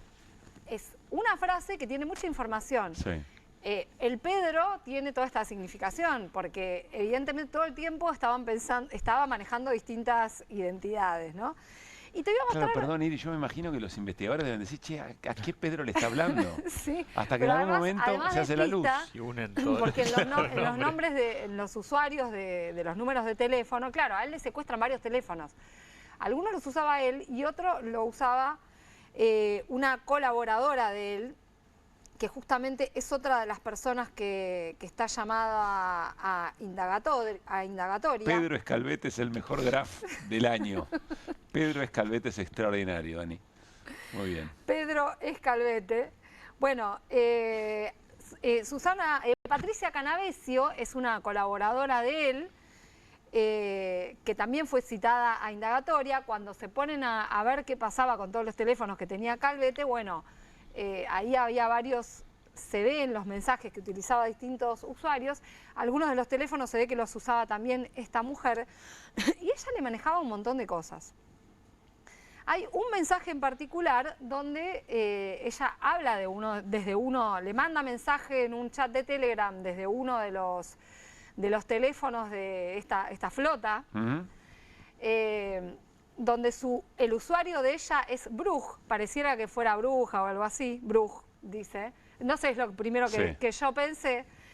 Y acá es donde aparece otro dato interesante que tiene que ver con Diego Españolo y la vinculación con Calvete y con todo este entorno de Calvete. Bueno, Patricia le está hablando a Calvete y le dice, Alejandra. Es increíble. Alejandra, Diego por Diego Españolo, me habló de unos sillones que yo tengo que abonar. Necesito tu ok. Y por otro lado, me pidió un pasaje este viernes para Israel. ¿esto es solo que me toma como secretaria o tenemos que pagarlo nosotras? Nosotros incluye a Alejandra. Excelente. También. Porque estoy pensando esto. Es espectacular. En un armado tan complejo de mucha gente, claro, el tipo tenía que instruir además a toda la gente. Vos decime Alejandra, ni se te ocurre decirme Miguel. O confundirte con Pedro o Michel Bublé. No sé. Bueno, porque encima el usuario es Michel Bublé, también lo usa Patricia. Sí. O sea que para algunas cosas es Michel Bublé, para otras cosas es Alejandra. Claro. Siempre Michel Miguel Bublé Calvete. es el usuario, ese teléfono lo usa a veces ella y a veces él. Pero este modo en que yo cuando leí esto dije, lo está llamando Alejandra. Y dije, no puede ser. Y después encontré otro mensaje más donde le dice Alejandra. Entonces dije, no, ya está. Es evidente que acá... Podría no decirle el nombre, ¿no? No, es que lo hacen adrede. Además, esto de decirle, tenemos que pagarlo nosotras. Bueno, entonces acá tenemos otra identidad, Alejandra. Pero también este detalle. Están hablando de guita que le dan a Españolo para pagarle muebles u otra cosa, claro. No sabemos si son sillones. Si Miguel es Alejandra, los sillones, Irina. Sí, los sillones. No, y el pasaje y el viaje a Israel, aparece otra vez, ¿no? Lo del viaje a Israel es espectacular porque lo que él le explica, no sé si tenemos el audio, porque hay un audio, él le explica a Patricia, le dice, lo que pasa es que a mí me invita a la embajada, pero me sacaron el pasaje un miércoles y yo no puedo viajar el miércoles. No tenemos el audio. Le dice Españolo a... Le dice Españolo a Patricia Ganavesio, la colaboradora de Calvete. Le dice, me sacaron el pasaje para el miércoles, yo no puedo. Necesito que me saques un pasaje el viernes. Claro. Ahora, en el chat no de le llegó Patricia el banco de horas todavía con Españolo, Calvete, ¿no? Calvete le dice, ok, pagale. Sí. Y además... Él le dice, y ella le cuenta a Calvete, y me está pidiendo 5 millones de pesos en efectivo. Claro. Un mueble. Se lo tenemos. Y además, y se cree que soy su secretaria, dice se cree también, que soy ¿no? su secretaria. Le pasa pero el reclamo. Después, pero además abundan sobre la cuestión del efectivo. Además, esto yo le sí diría, creo que Miguel, lo tenemos. si nos estás viendo en este momento, se identificaron billeteras virtuales de Hayden David. Mirá si nos iban a dar cuenta que vos eras Pedro, que eras Alejandra, que era Michel Bublé. Era cuestión de tiempo, ¿no? Y encima dejás pegado el cartel en la heladera y un cuadernito con todo, qué sé yo, mucha impunidad, te quiero mostrar el usuario Michel Bublé que le contesta a Bruj, que es Patricia, y le dice, respecto del pedido de Españolo, que te pase por WhatsApp y guarda la captura de pantalla. Sobre lo que te pide de los sillones, eso no sé cuánto es, pero le pagamos desde Indecom y pedirle factura. Sí. Indecom es una de las empresas de Calvete que está implicada en el reparto de licitaciones. Y después le dice, lo de Israel también, pero que te lo facturen si lo pagamos nosotros. Pregunta en Tucano o si él tiene alguna agencia. Bueno, le gestionan todo el viaje, le hacen todo el favor. Y después le dice... Ella le pregunta, porque ella se queda inquieta porque le dice... Porque Españolo le dice que necesita el efectivo, que no quiere transferencia. Y ella le insiste a Calvete y le dice, bueno, me está reclamando la transferencia. Bueno, de alguna manera convencelo, le termina diciendo él. Pero después termina con toda la escena de Españolo yendo a buscar a lo de Calvete. Bueno, Españolo dice en un descargo que presentó esta semana que la imagen de él con la mochila es de 2 meses después. Que esa asociación no se puede hacer y que no hay ninguna forma de comprobar que él recibió ese dinero en efectivo. Bien. Ese descargo que hizo Españolo, la verdad es que tiene ese tipo de argumentos, pero él centralmente lo que dice es, yo no tenía funciones a mi cargo, para poder meterme en las compulsas de precios, en decir cuánto se le pagaba a cada uno, en qué momento, en elegir qué empresas. Yo no tenía esas facultades. Pero lo que muestra el dictamen es, pero mirá lo que le daban a Españolo. Lo que está diciendo Picardi es, le daban pagos ilegales, sería, ¿no? A ver, acá nos estamos metiendo ya en algunas funciones y demás, pero lo que queda claro es que el fiscal va entendiendo muy bien la trama, ¿no? Y sí. Yo creo que ya la había entendido, pero que lo que pasa es que a medida que va a declarar, o sea, hubo sobre todo una declaración de uno de los integrantes de Andis que se ve que fue abriendo algunas puertas, pero además van encontrando más material. Bien. Y esto es lo que va completando todo el esquema.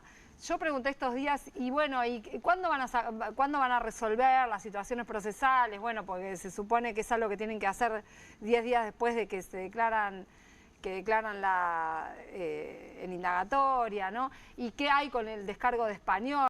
Y me dijeron, vos no te preocupes que cuando se resuelva todo esto, las pruebas van a quedar muy claras. Bueno, parecen tener muy claro y manejar muy bien los tiempos de la investigación y de lo que se va conociendo, ¿no? Pareciera ser. Gracias, Siri. Nos vamos a ir a una pausa y al regresar charlamos con Matías Batista, analista financiero. ¿Cómo está viendo el momento del gobierno, sobre todo después de que el gobierno gritó gol, gritó dale campeón por haber vuelto al mercado de deuda? Y vamos a hacer el repaso federal habitual de QR. Pegamos una mirada a ver qué está pasando en cada rincón del territorio. Se van a sorprender. Ya venimos. Movete a las promos que querés. Movete a las promos que buscas. Movete a Credicop. Las mejores promos de ahorro en supermercados y ahorro en combustibles todas las semanas pagando con los medios de pago Credicop. Más promos como estas, movete a nuestras redes. Movete a Credicop. Movete a un banco distinto. Banco Credicop Cooperativo. La banca solidaria. ¿Pensás que las subastas no son para vos? Son para todos, porque podés comprar y vender desde donde estés de manera rápida, fácil y confiable. ¿Querés participar de nuestra próxima subasta?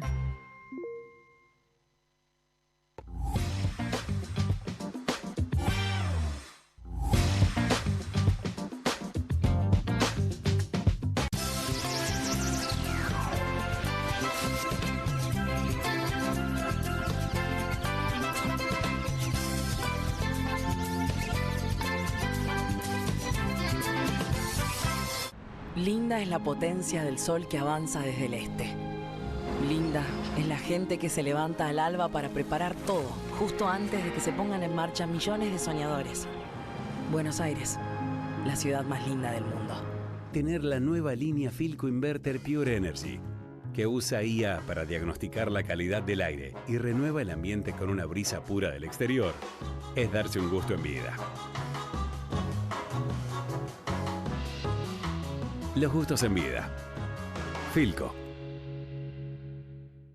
Hay casa, hay freezer, hay helado, hay chocolate, hay maní, hay postre blog. Hay casa, hay freezer y tus chocolates y golosinas favoritas, hechas helado. Cueste lo que cueste. El primer streaming de Perfil.com, conducido por Román Yuch junto al Doc Juan Heruela, los periodistas Marcelo Mármol Moura y Lucas Buceta. Información deportiva, opinión y análisis. Cueste lo que cueste. De lunes a viernes, a las 10 horas, por Bravo TV. Bienvenido a todo Latinoamérica. Caras TV llegó a DirecTV, el canal de las celebridades. Entretenimiento exclusivo las 24 horas del día. Más Caras, con la conducción de Héctor Maugeri. Red Carpet, Caras News, Caras Realeza, Caras Fashion, Caras TV. Llegó a DirecTV. Contenidos exclusivos para toda Latinoamérica.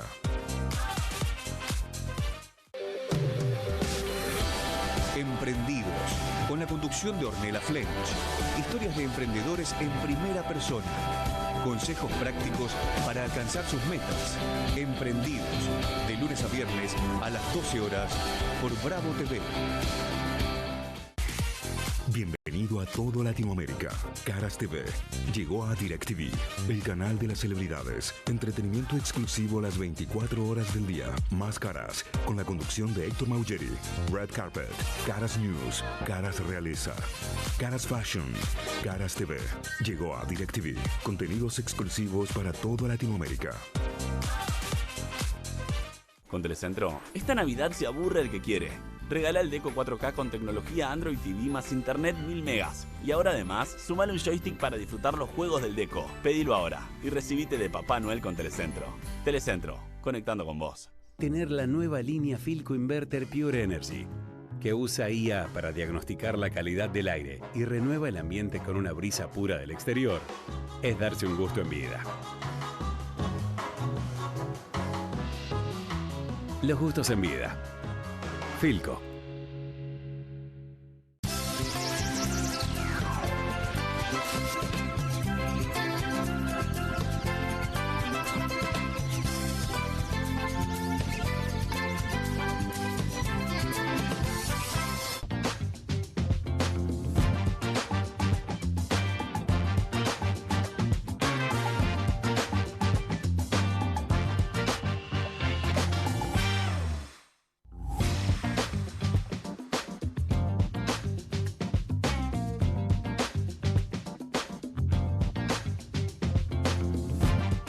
Seguimos en QR hasta las 12, estamos en vivo, noche de viernes, mucha información y saludamos, siempre es un placer hacerlo, a Matías Batista, analista, experto en mercados. Matías, ¿cómo anda? Muy buenas noches.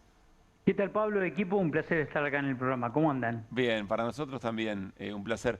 A ver, Matías, el gobierno dijo gol, estamos de vuelta en el mercado de deuda.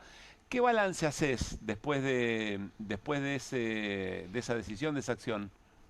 Bueno, en primer lugar, una apuesta arriesgada, ¿no? Tratar de colocar deuda con el nivel de riesgo país que tiene la Argentina era una apuesta arriesgada. Había que ver si había apetito por la deuda argentina. Lo cierto es que es una colocación testimonial. ¿Por qué es testimonial? Bueno, porque se hizo en el mercado local, se hizo en el orden de $1.000 millones para ver si había apetito en el mercado local para comprar bonos argentinos, no en el mercado internacional, no con ley internacional. Hay una diferenciación importante ahí. Yo recuerdo que los inversores internacionales ya se quemaron con leche, ven la vaca y lloran, por lo tanto ya saben que la Argentina ha incumplido muchas veces con su deuda. De hecho, Sí. El propio ministro Caputo, que está emitiendo la deuda, Claro, Caputo es la vaca y la leche al mismo tiempo. es la vaca y la leche. Claro. Es el mismo que emitió y generó una situación de estrés financiero brutal. Emitió por encima, reventó la chequera, vamos a decirlo en términos claros. Reventó la chequera entre 2016 y 2017, por lo tanto, el mercado internacional todavía está bastante cerradito para la Argentina. De la colocación se puede decir que la tasa fue muy alta. El gobierno esperaba una tasa de 8.5, fue de 9.26. Para que tengan una idea, provincia de Santa Fe colocó la semana pasada o la anterior al 8.3 y Ciudad de Buenos Aires colocó el 7.8. Por lo tanto, en primer lugar, la evaluación es: ¿positivo para la Argentina volver a testear los mercados? Sí, positivo. ¿Negativo cuál es? El costo financiero que está asumiendo, 9.25, que encima hay algo que la gente no entiende mucho, muy técnico, pero a la Argentina le vencen 4.200 millones de dólares el 9 de enero. Con esta colocación de deuda consiguió 910 millones de dólares, a una tasa del 9.2. ¿Por qué? Porque el bono cotizó bajo la par, lo compraron bajo la par, devenga un interés al final, porque el capital se va hasta el final, devenga mucho interés a lo largo de todo el periodo para canjear una deuda o para pagar una deuda que es la de la L30, que devenga muy poco interés. Hay un diferencial de intereses muy alto en contra del Tesoro Nacional, en contra del Estado argentino, pero además Caputo va a colocar o un repo ahora con los bancos, Sí. lo que sería una solución de mercado, o va a utilizar el swap con Estados Unidos, que sería una solución política. Para cubrirlo de enero. Para cubrirlo de enero, porque le faltan 3.080 palos, Sí. 3.080 millones de dólares. Entonces, la discusión acá es, si vos sos el dueño de una empresa y tu gerente financiero viene y te dice, vence deuda en largo con bajo interés, vamos a canjearla por deuda en corto y con un alto interés, vos le decís, che, hacelo la valija, mañana te vas. No me servís como gerente financiero. ¿Por qué? Porque siempre la deuda que vos tenés y que vas a renegociar tiene que ser por una deuda con mejor perfil de vencimiento y también con un interés más bajo. Si lo haces al revés, bueno, estás destruyendo posibilidad de repago de la Argentina. Bueno, a Caputo no le O sea, importa. mejorar los plazos o mejorar la tasa, digamos. Una de las dos o las dos cosas al mismo tiempo. Claro, claro. Pero no podés empeorar las dos. Bien. Guido. Y Caputo empeora las dos. ¿Cómo estás, Matías? Buenas noches. ¿Cómo te va? ¿Qué tal, Guido? ¿Cómo andás?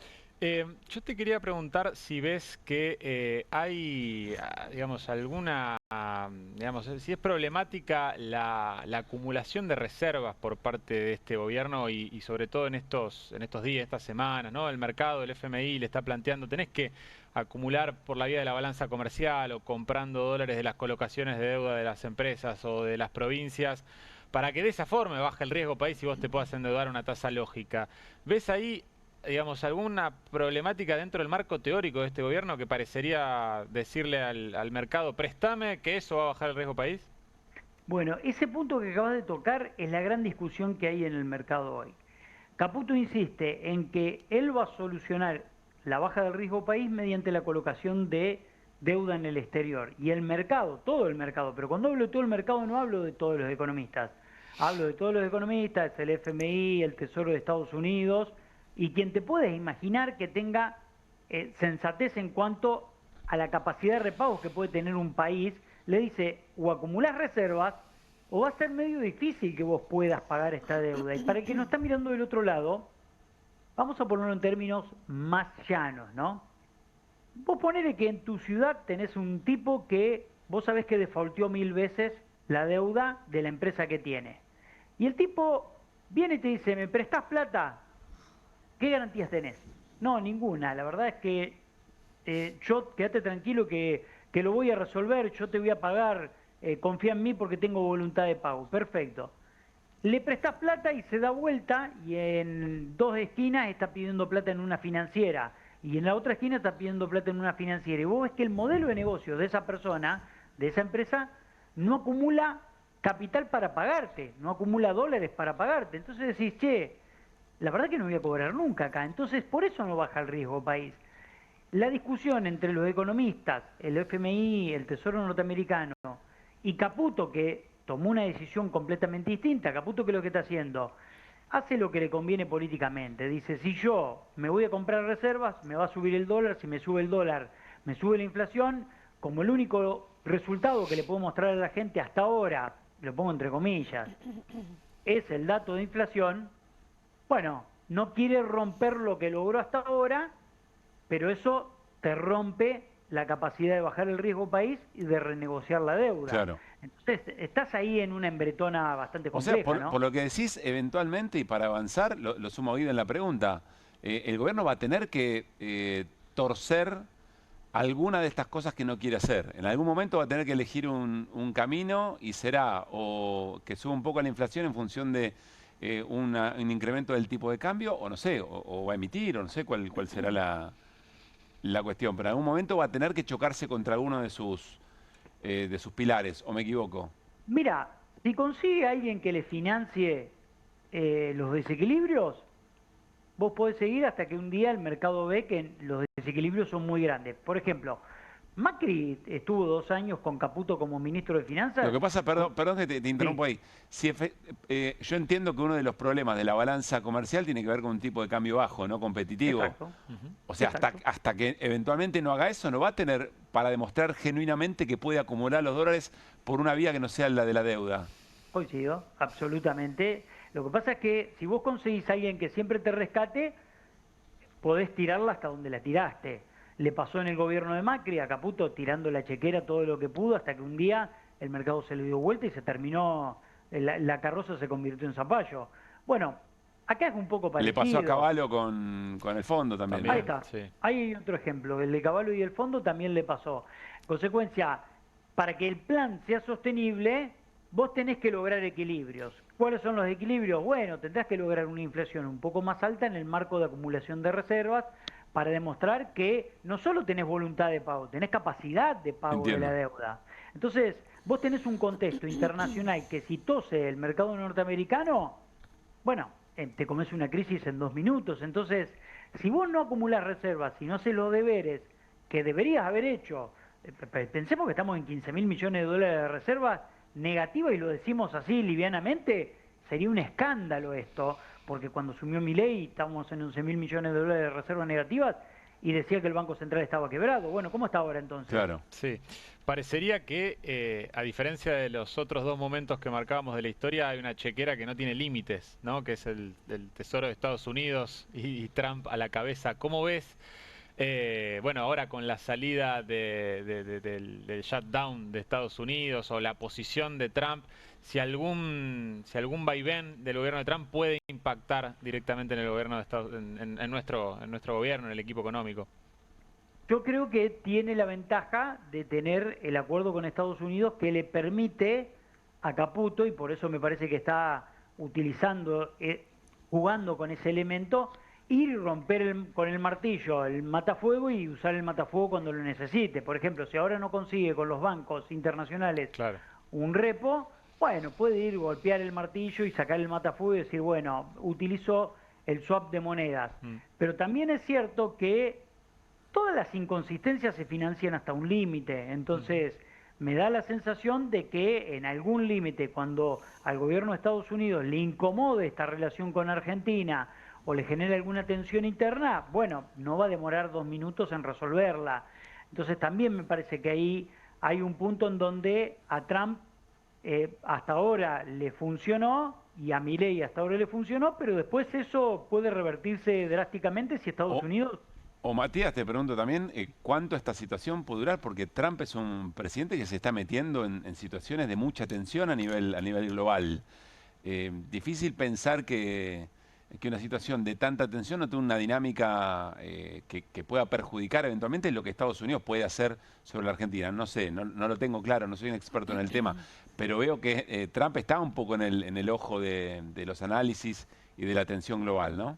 Absolutamente, y además te voy a decir algo.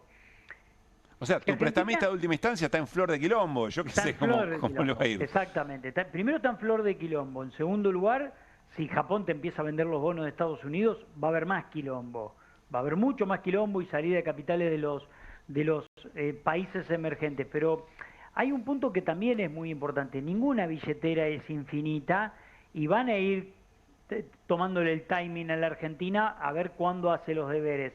Si la idea de Caputo es nunca hacer los deberes, que es acumular reservas, bueno, en algún momento ese financiamiento se va a cortar. Claro. ¿Por qué? Porque el propio mercado, vos podés decir, bueno, yo te puedo asistir hasta julio.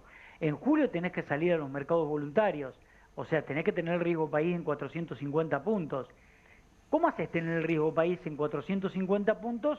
Si vos tenés reservas netas negativas. Entonces ahí hay una discusión del huevo o la gallina, claro, que me parece que Caputo quiere utilizar su método, él cree que con su método va a funcionar, se tiró un pleno ahora, porque la verdad que tirar el bono en el mercado local con la idea de que sea un 8.5 de tasa le salió mal.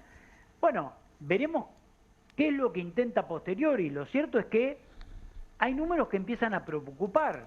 Hoy, bueno, esta semana conocimos el dato de inflación, y el dato de inflación, nosotros arrancamos en enero con una inflación de 2.2, estamos en 2.5. En el medio decían que íbamos a ir a 0%. Las bandas de flotación se armaron pensando en una inflación de 0.5 en julio. Nada de eso pasó. Sí. El proceso inflacionario no afloja, la canasta básica alimentaria está en 4.1, aumentó este mes. 3.7, 3.6, la canasta básica total, la línea de pobreza en 1.250.000 pesos. Todo esto empieza a distorsionar el plan económico que vos querés que toda la realidad se adapte a tu plan económico, claro, y eso no pasa. Eso no pasa. Matías, siempre un gusto escucharte, Matías.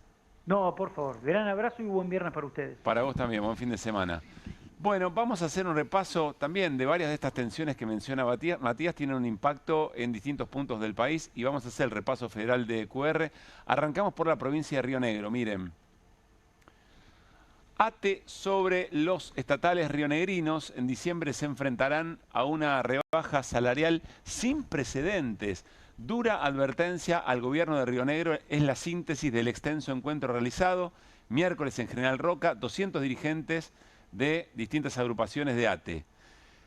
Las agrupaciones decidieron impulsar el estado de alerta y asamblea permanente para exigir al gobierno la convocatoria a paritarias de manera inmediata y advirtieron que en diciembre se enfrentarán a una rebaja salarial sin precedentes que según la categoría y escalafón oscila entre 100.000 y 200.000 pesos menos, lo que expulsaría a más del 70% de los estatales bajo la línea de pobreza que recién mencionábamos con Matías Batista. Claro, todo esto va generando, ¿no? O sea, una escena de mucha tensión. Una reducción nominal.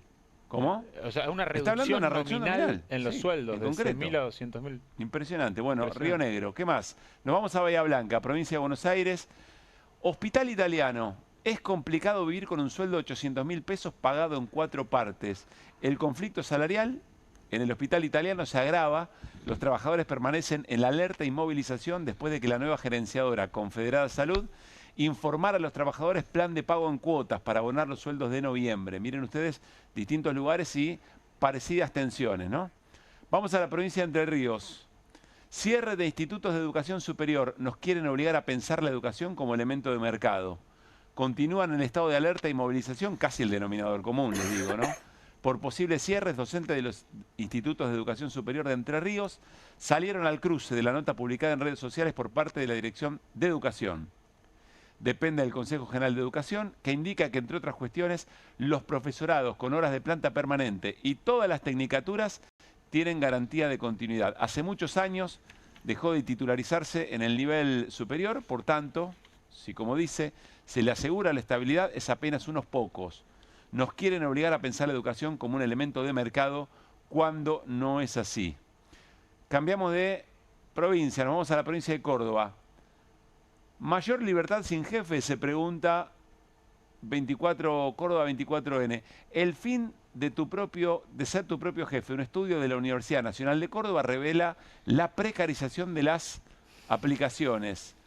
Riders en Córdoba, sin cobertura y con ingresos bajos. El sector del reparto es el más golpeado por la informalidad. Según los datos recolectados, para el 67,4% de los encuestados, esta es su única fuente de ingresos, no una changa extra. El 56% gana menos de 340.000 pesos, cifra insuficiente para cubrir la canasta básica. La desprotección es casi total. El 71% no tiene RT y el 66% carece de obra social. Para 7 de cada 10, esta es su única opción porque no consiguen empleo en relación de dependencia. Nos vamos a la provincia de Santa Fe, a Rosario. Comerciantes en problemas advierten que ya no es rentable abrir un kiosco o un almacén.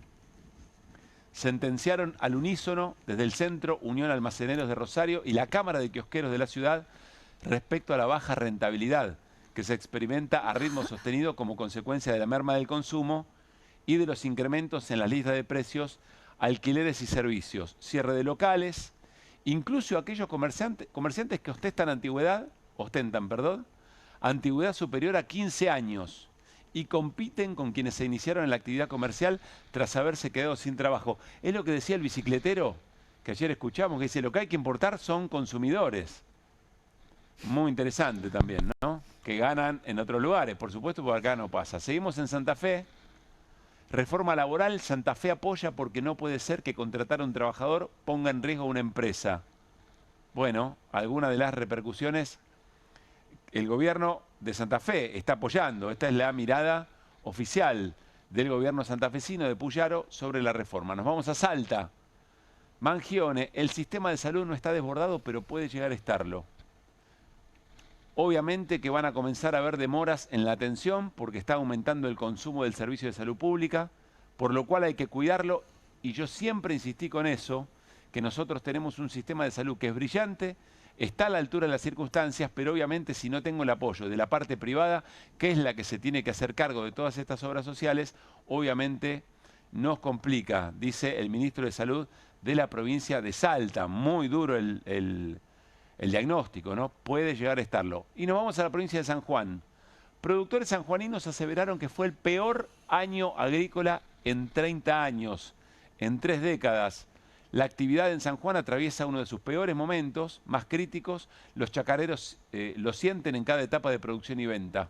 Esto dijo Sergio López, presidente de la Asociación de Chacareros Temporarios de San Juan, donde trazó un panorama que definió como el peor de las últimas 3 décadas. Precios deprimidos, altos costos, consumo en baja y un mercado interno debilitado, el sector transita una temporada marcada por la incertidumbre y la preocupación. Y la última, nos vamos a la provincia de Mendoza, detenidos, policías heridos y armas blancas, lo que dejó una nueva protesta antiminera en Mendoza. Las movilizaciones contra la actividad minera en Mendoza continuaron el martes y nuevamente estuvieron acompañadas por episodios de tensión. Una aclaración, esto es el martes, pero lo que está mostrando es que aún después de la aprobación en la legislatura del aval para un yacimiento de cobre en la provincia de Mendoza, continúan las movilizaciones y continúan además las situaciones de mucha tensión. Se produjo un enfrentamiento entre efectivos de la Policía de Mendoza, grupos antimineros, 13 detenidos. El orden público no se negocia, no hay lugar para los violentos que atacan a policías y medios de comunicación. Sobre ellos caerá todo el peso de la ley. El que las hace las paga en Mendoza, dijo la vicegobernadora Eve Casado, muy a lo Bullrich, en su cuenta X. Bueno, quiero hacer una aclaración que hoy charlábamos con Woody González. Hacemos el recorrido, hay mucha información, muchas situaciones a que nos muestran de qué manera se extiende en la República Argentina, en cada rincón, la situación de tensión social, pero nos costó mucho encontrar esto. Tuvimos que ir a buscarlo a medios a veces muy regionales, porque en general hay una cobertura, yo diría, de los grandes medios, de los medios más hegemónicos en cada provincia, que esto no lo cuenta, pero esto pasa. Y no son pequeñas situaciones muy de cada barrio, son situaciones que afectan a la provincia o a instituciones muy importantes de la provincia y que muestra de alguna manera qué es lo que está pasando en la Argentina de Milei, año 2, y comenzamos a contar la segunda parte de su mandato. Pausa. Al regresar, no se pierdan, muy fiel a Irina Hauser, algo que no sale en ningún otro lugar. Son los fundamentos de las condenas a quienes intentaron asesinar a Cristina Fernández de Kirchner. Y dice Irina que en los fundamentos se dicen cosas muy importantes por parte del tribunal respecto de la convivencia con la violencia que venimos sufriendo. Ya venimos.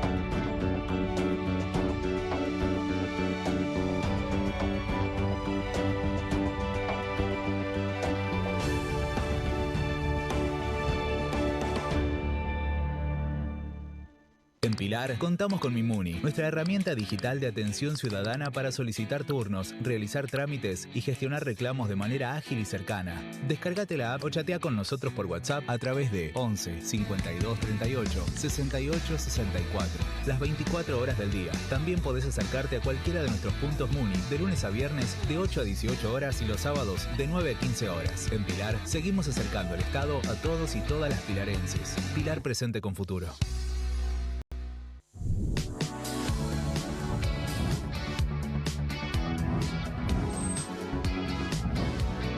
Soy Agustín Neglia, los invito a todos a ver por Amazon Prime lo mejor de La Rioja en nuestra nueva serie de viajes Super Guide por Amazon Prime.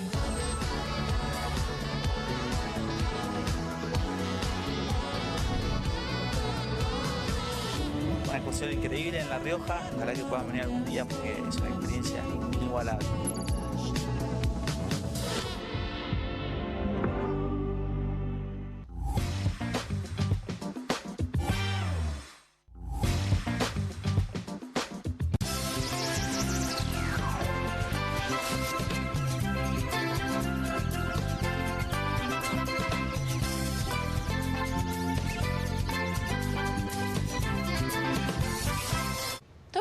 ¿Vos ibas a traer los nuevos Mulmasti palotes?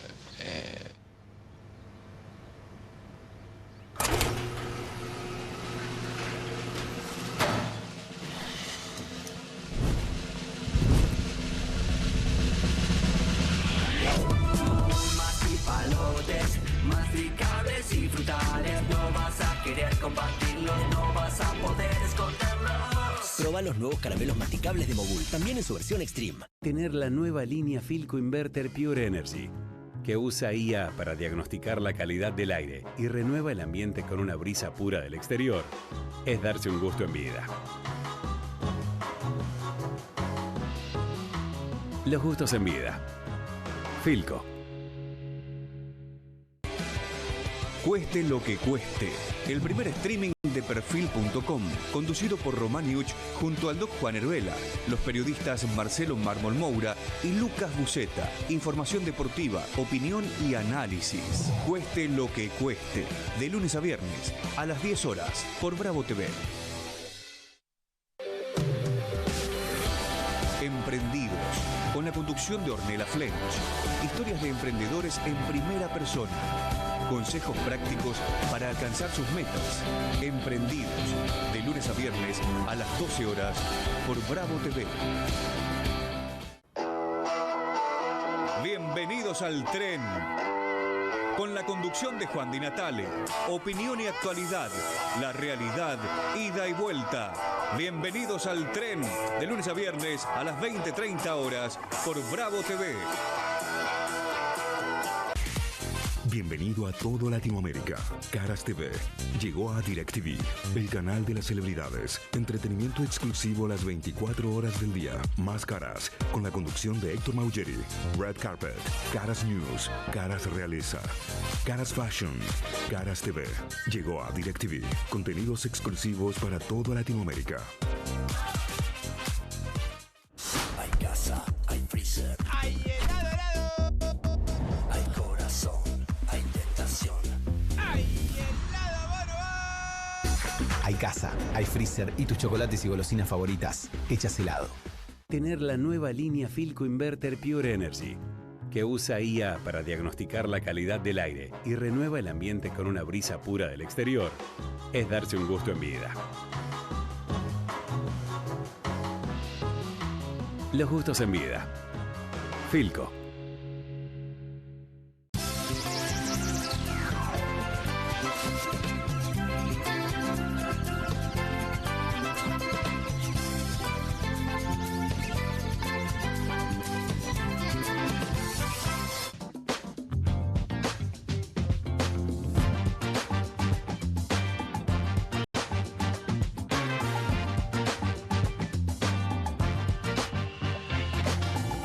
Último bloque de QR, no menos importante. Presten atención a lo que presenta Irina Hauser. Iri.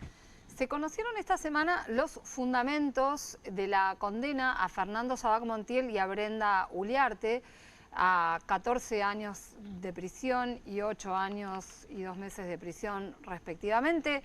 Son quienes intentaron matar a la vicepresidenta el 1 de septiembre de 2022. Lo que sucede y lo interesante de esta sentencia de 544 páginas no tiene que ver con el hecho material, que se conoce, que está fundado, que está recontra fundamentado. Es más, te diría que hay el voto central, que es el de la presidenta del tribunal y al que adhieren los demás jueces, que es Sabrina Namer. Ella en un momento dice, a mí me sigue llamando la atención qué es lo que pasa en la sociedad para que, a pesar de que vimos el hecho filmado, que lo confesó Fernando Sabac Montiel, que están todas las pruebas a la vista, se siga diciendo que no existió o que fue un autoatentado. ¿Eso dice la jueza? Eso dice la jueza. Es muy impresionante además cómo está redactado. Y ella dice, bueno, esto tiene que ver con algo que venimos a describir nosotros acá y que ellos creen que como jueces y juezas tienen que decirlo y les parece importante dejarlo planteado como mensaje a todas las instituciones. Y mirá, una de las cuestiones que dice sobre el hecho en sí, pero que es un mensaje enorme, el odio en el discurso público fue una causal necesaria para que el hecho tuviera lugar. Contundente. Esto está en el voto de Sabrina Namer y en términos muy parecidos en el voto de Adrián Grunberg también. Ignacio Fornari es el otro juez. Y vamos a ver un poco cómo desarrollan esto. Ella dice, la construcción de un enemigo común a través de un discurso de odio deja a la deriva la posibilidad de que se pase al acto fácilmente. Esto que siempre hablamos, ¿no?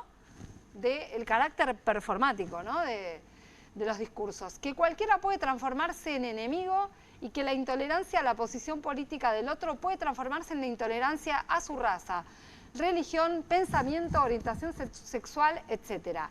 Que la cultura de la cancelación por el desagrado de las ideas distintas puede llevar a la muerte del otro. En definitiva, eso pasó en este caso y se demostró en este debate, aunque sea más fácil como sociedad pensar que no sucedió o que fue un autoatentado. Impresionante, Irina. Es muy impresionante.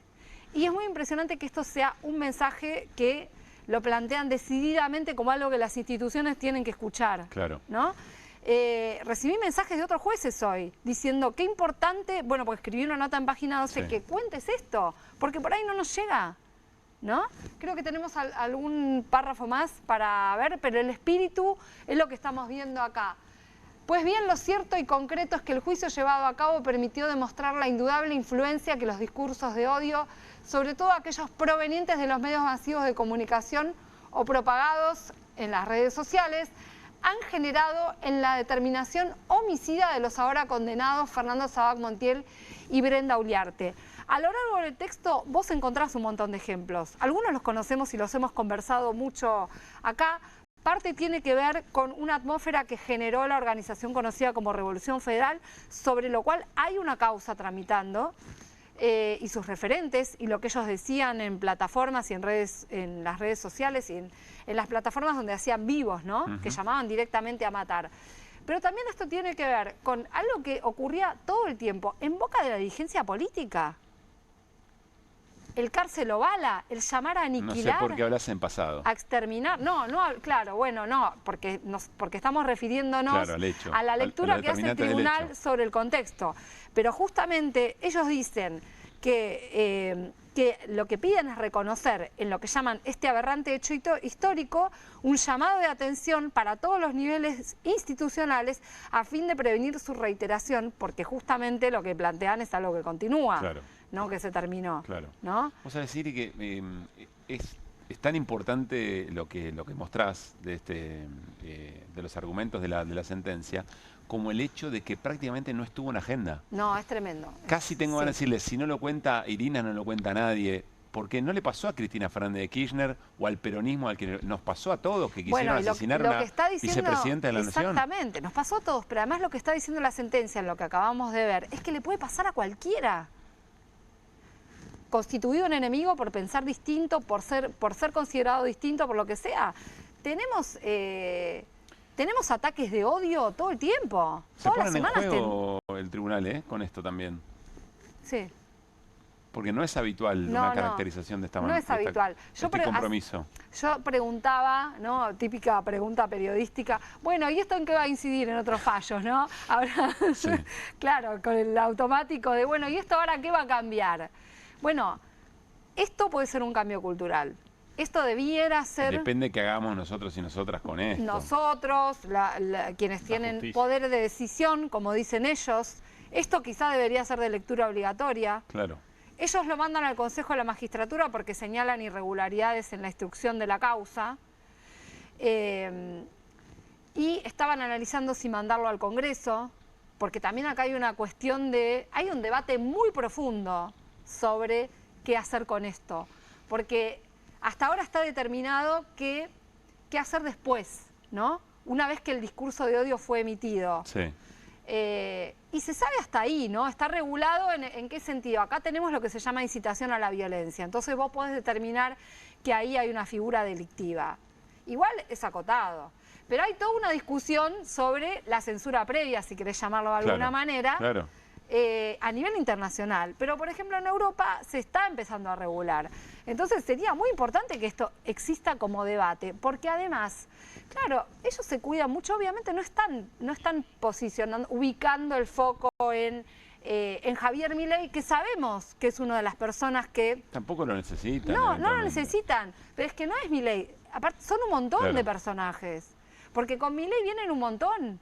Y lo hemos dicho muchas veces, Milei no es el generador, es Milei la consecuencia de que todo esto circula entre nosotros con mucha Desde ya, lo que sucede es que lo que sí destacan es que quienes tienen el poder institucional de emitir esos mensajes tienen una gravitación después en el debate público que es enorme.